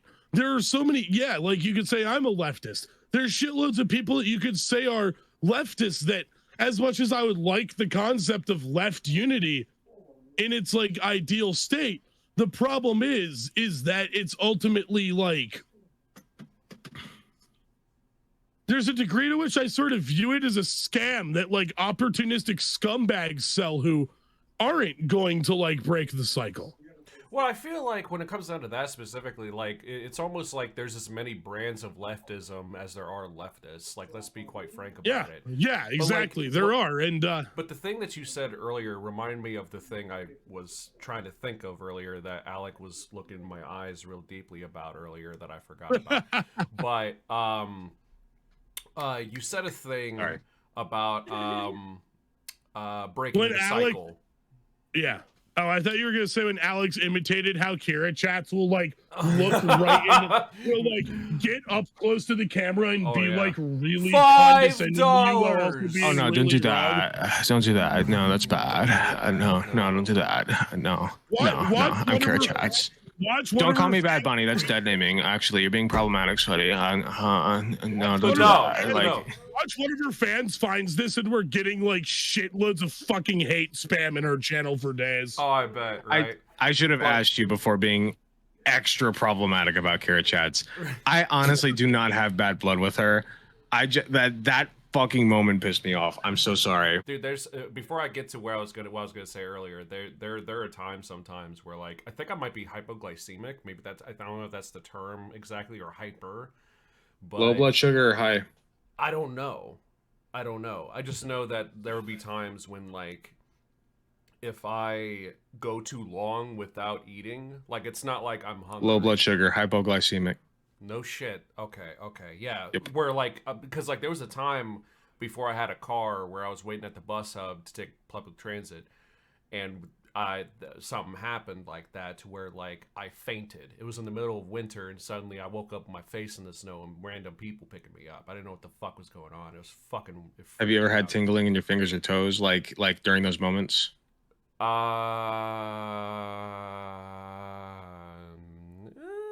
I don't know about Not that. But not more, a necessity for low blood sugar, but it more does so, help. Like, but more so, like I get pale like a ghost. I get hot cold sweats. get a blood sugar monitor. They're like $20. Here's the weird thing, though. I got my blood tested not too long ago. It's been a little while. I should go back to a doctor and get another checkup. But it wasn't. But it was recent enough to be able to make this notable. That like they didn't find shit, and like my blood pressure was relatively normal. It wasn't like the average, but I don't know. I'll probably have to go. Like back 130, 140. Yeah, like something like that. Maybe Okay. like 125, but like it wasn't. Oh, that's very good. Yeah, but I don't know. Anyways, I hope Paradigm. Fair enough. All right. But yeah, no. By the way, thank you, Daharumba, for rating. I really appreciate it. Daharumba has the best emote on Twitch, and I am so close to stealing it, but I will refrain. Go subscribe to Daharumba if you want that emote to Absolutely. use You know what, anywhere. as a To matter of transfer it. Such a good emote. Very good. Anyway, continue. I'm sorry. No, you're good. I'm gonna go ahead and shout. The Harumba does have some solid emotes. But I've only ever seen the one. I feel bad that I've never tuned in, but like Daharumba's always streaming like while I am, and then ends before I do. It's really hard. So I don't get to catch his streams a lot because I usually start right after he starts, and then he often raids into me. But Yeah. I've watched his streams a couple of times when I could, and he runs a good show. But yeah, I'll no. have to look at that more. He's a regular Anyway. over in my chat too. But like, I guess to pretty much come to a close here in a second. When you mentioned breaking cycles, that's what I was going to talk about. Alec did 2 segments on men's issues, and in one of them, Alec, you were talking about Katie and talking about Skyrim and shit, and how she was afraid of like taking on a level 1 wolf and shit. And Yeah. I said something in the chat where it was something along the lines of, don't play the game for them, but hey, if you go to this cave, you can level up real quick, and this axe might help. And if we had that same approach to young men who are, I'm not going to say disenfranchised, but disaffected, who could be potential leftists in the future. Like I was a potential leftist at one point. Used to be a fucking Alex Jones conspiracy theorist, fucking wannabe centrist. Maybe the Jews aren't controlling the world, but it's almost there kind of guy. And now that here, far along, Jesus. Yeah. I only said they control the banks. God damn. and now here I am. Talk about your like far right backgrounds, and hearing about you guys talk about your far right backgrounds is interesting. Sitting here like, wow, makes me feel very like lucky to have grown up with just like kind of like, I used to think that my dad was like a mainstream. My parents were always independents, but aligned with like mainstream liberal Democrats. Really, I've found out in more recent years, in the case of my dad, he only seems like that at surface level. I think my dad is one of those like older, like doomer anarchists who I think still holds some of his like fucking old ideals, but just will like advocate for way less radical shit for the reason of he would just like to prevent things from getting worse while he's still here. And rather than be like one of those dudes, he's One thing- definitely So your not dad's as much hiding of his an power anarchist level. as he was. My dad, I think he hides his power level a good bit. He's definitely not as radical as he was when he was like my age, but One thing I will say about my parents, and just real quick, I know you're trying to finish Greatcraft, but one thing I will say is my dad, he has a lot of flaws. And honestly, my mom does too, and I won't get into too much detail because I am on good terms with my mom right now, and I don't want to ruin that. I doubt that either of them will see it.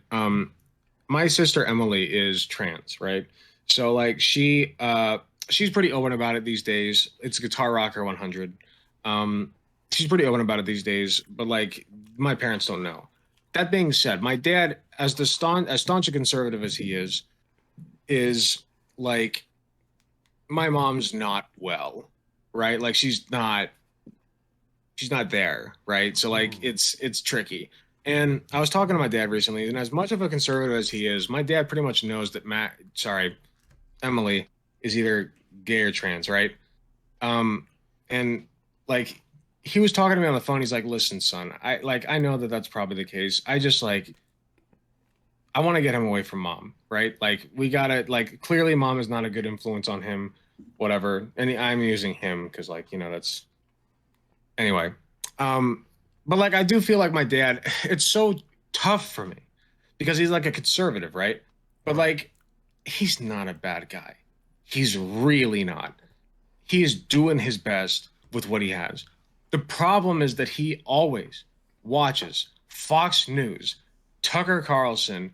He is so obsessed, and he thinks that it's like left-leaning or like looking at both sides to watch CNN. I just don't like. And I totally feel you on that, dude, because like honestly, I was thinking the same fucking thing in my head. And I might get a little bit vulnerable here, but like I'm an open book. I don't really care. I got pretty vulnerable. It's fine. But like the thing is that like it's the same story with my pops. Like the fact is that like okay. So like a month ago, I finally accrued enough PTO to be able to take to be able to put in for a week, and because my schedule is 3 days on, 12-hour shifts, 4 days off, 4 days on, 12-hour shifts, 3 days off every 2 weeks is like that. I effectively had a week and a half off of work, and it was fucking great. First fucking night, I just got home from work. My last night of work before vacation. Envelope is stuck on my door. My landlord, you got 5 days to get us 1888 or you're evicted, right? And we're gonna get law enforcement to force your shit out. I was freaking out. It's not that I couldn't pay that, I just couldn't then. I was like, holy fuck, I was gonna have you guys paid off by New Year's. I had it budgeted out, ready to go. But now this has happened. So I had to pull some strings I didn't want to pull, and that happened to involve asking my stepmom to bail me out. And that ended up going into, hey, your dad wants to talk to you. I haven't talked to my dad at this point for almost half a year. And it was over politics, right? And the first like 20 minutes of the call was pretty much us just like yelling at each other. Fuck you, you fucking did all this shit, I never felt approval for all that shit, and it got really fucking deep. There was a lot of crying involved, and like eventually like it just got to a point where I think this is where it calmed it down. I was like, it's not that you weren't a bad dad, you were just a bad friend. And he calmed the fuck down. And we started talking. You know what I mean? And so my dad is not a bad guy. He has bad fucking ideas. He has bad fucking beliefs. Fuck his beliefs and fuck his ideas. Him as a person, though.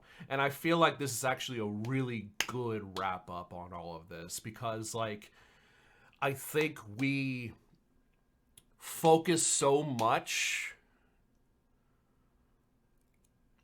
on facets of a person rather than the amalgamation of who makes them the person they are.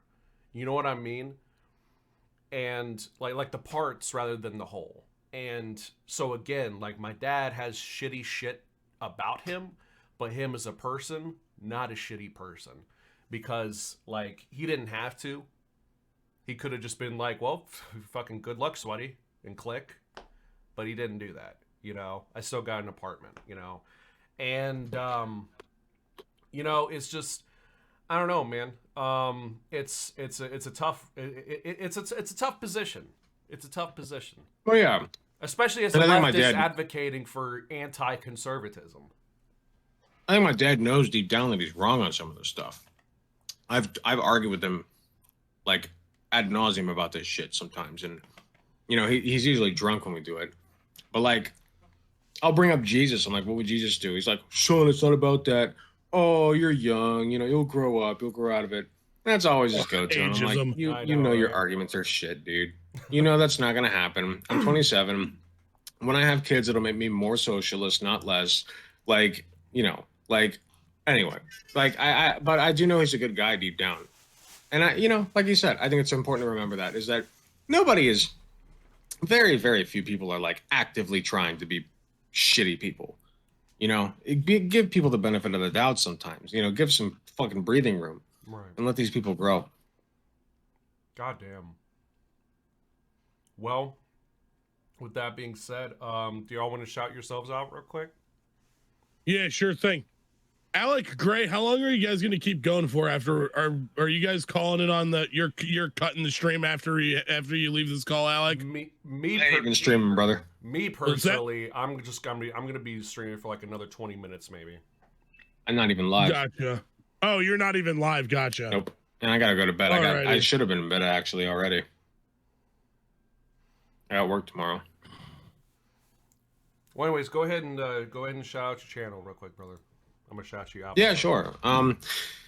As I said at the beginning, my name is AlecGunter, the illustrious, the handsome, the all-powerful, some say, AlecGunter on twitch.tv/AlecGunter. That's twitch.tv/AlecGunter. And you can find me on YouTube as well, youtube.com/AlecGunterTTV. I upload YouTube videos almost daily. We're getting there. My editors work very hard. I feed them very well. They hang out in my basement. They are definitely free to leave at any time they want. I promise. And that's the end of that. So don't ask about it ever again. And like I said, we upload almost daily. I also got like a $1 membership that you can pay for. You can give me money, which is awesome because I get more money. You don't, but I do. So that's cool. And you get free $1 access to early content that you don't have to wait for the decoration, the sprinkles, whatever. No thumbnail, no title necessary. You just want to get to the raw meat. So raw, gritty, grainy chicken meat, delicious, straight out of the freezer. Don't even cook it, right? Like a real man. You want to get straight to it and consume it. $1 a month. You can see my early access videos. We upload a lot, and I pay a lot of money for them. So definitely check it out. Anyway, thanks so much for letting me show myself. I appreciate it. Absolutely, absolutely. Oh, and it was a fun conversation. It was fantastic. Thank you for inviting me. Absolutely. Anytime. Oh, yeah. Anytime. Glad you could join, Alex. Alec. Fuck that. Just call you Alex. You're not usually known It as literally Alec, happens known all as the Alec. time. It's cool.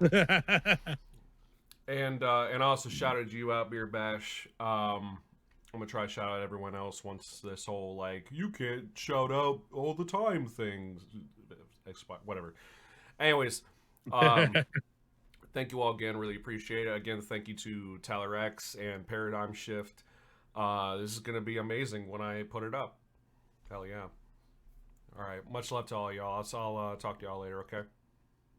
Have a right night, Greg Yep. Crowd. You guys have a wonderful night. Good night, Beer Bash. Hell fucking yes. I really hate that shit. I really hate the whole, like, you gotta fucking wait. Only one shout out can be active at a time. Please wait a minute and try again. Fuck you, Twitch. Streamlabs. I don't know which one's the culprit, but fuck you.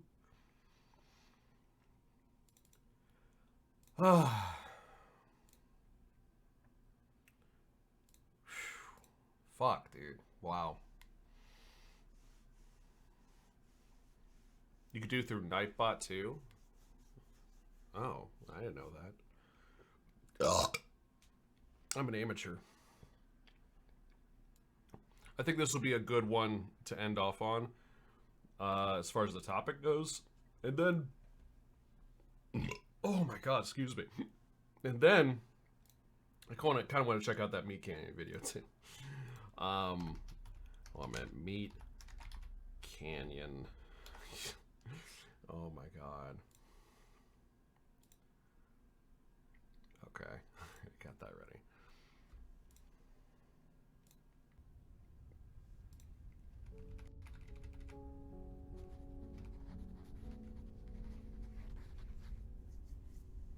A false notion of manliness leads boys astray. True manliness is humane. It says, we who are strong ought to bear the infirmities of the weak. Its work is to protect those who cannot defend themselves, to stand between the tyrant and the slave, the oppressor and his victim.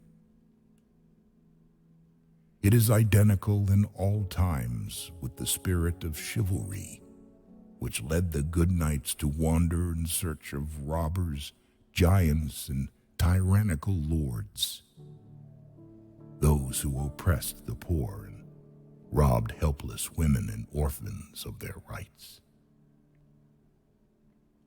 There are no tyrant barons now, but the spirit of tyranny and cruelty is still to be found. The good knight today is he who provides help for the blind, the deaf and dumb, the insane, who defends animals from being cruelly treated, rescues little children from bad usage, and seeks to give working women their rights. Based. He protects all these sufferers from that false manliness, which is brutal to the weak. The true knights today are those who organize to prevent cruelty, or to enforce laws against those who, for a little gain, make men drunkards. The giants and dragons today are those cruelties and brutalities which use their power to ill-treat those who are at their mercy. True manliness is tender and loving. False manliness, cold and hard, cynical and contemptuous. The bravest and most heroic souls are usually the most loving. Garibaldi, Kossuth, Mazzini, the heroes of our times. Luther, who never feared the face of man. Gustavus Adolphus and William of Orange are examples of this union of courage and tenderness. Bold as lions in the defense of the right, such men in their homes and their private life have a womanly gentleness. False manliness is unfeeling, with no kindly sympathies, rude and rough and overbearing. Absolutely, you too, Sky. Thank you. True Come back manliness anytime. is temperate. It is moderate. It exercises self-control. It is capable of self-denial and renunciation. False manliness is self-willed and self-indulgent.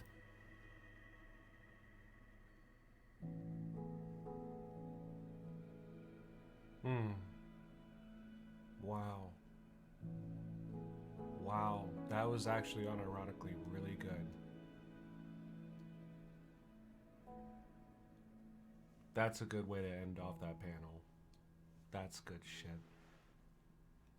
Oh, it almost made me cry a little bit. That's good. That's good. Toxic masculinity. Here we go. Gentlemen, we've had success with phase 1. Expensive cars. Vroom. Money. Classic Tate W. And most importantly, women. We do be getting them bitches, though. Classic Tate W, man. You're the best. Women. But it's time now for phase 2 of our journey. And that, gentlemen, is self-love. Observe closely, gentlemen. Oh, come Is this real? Full send it, Taint. Yeah, hell yeah. Full send it, brother. Well, I gotta try this. Good idea.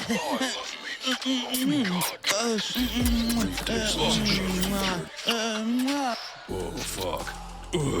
Let me get a smoke off your cigar. Yeah.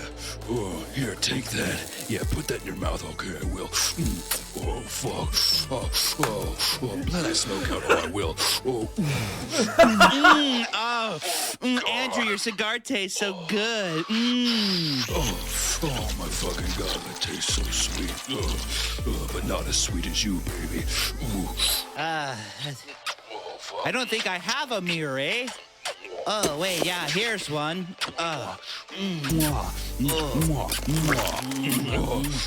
the fuck? I'm a real tough bloke, aren't I? Oh, Hey, yeah, wait. You are. Oh, you are. Hey, you wait. dirty fuck. Hold on, baby, Wait. hold on. Did he just give birth? What's going on, lads? What's the problem? You gave birth. That's like a woman thing, right? Giving birth is like a woman thing. Yo, this is sus. Like, one of you guys are female or a woman or something, eh? I don't know. Like, do something. Full send. Guys, I'm not a female. If anything, he's the female. What are you talking about? You were the one calling me baby the whole time, which is classically a female move. Oh my God. Let's prove who's a man right now, then. Fine! Yo, what is going on? Yeah, bro, this is crazy, man. Who am I? Bro, no! Bro! Yo, who will lead us now?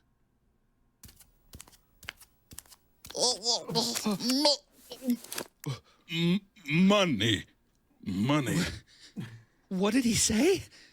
What did you say, little baby? Girls should wear leashes like the dogs they are. Yeah. Oh my God.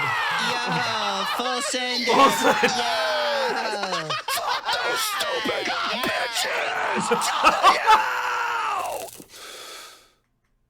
What the fuck?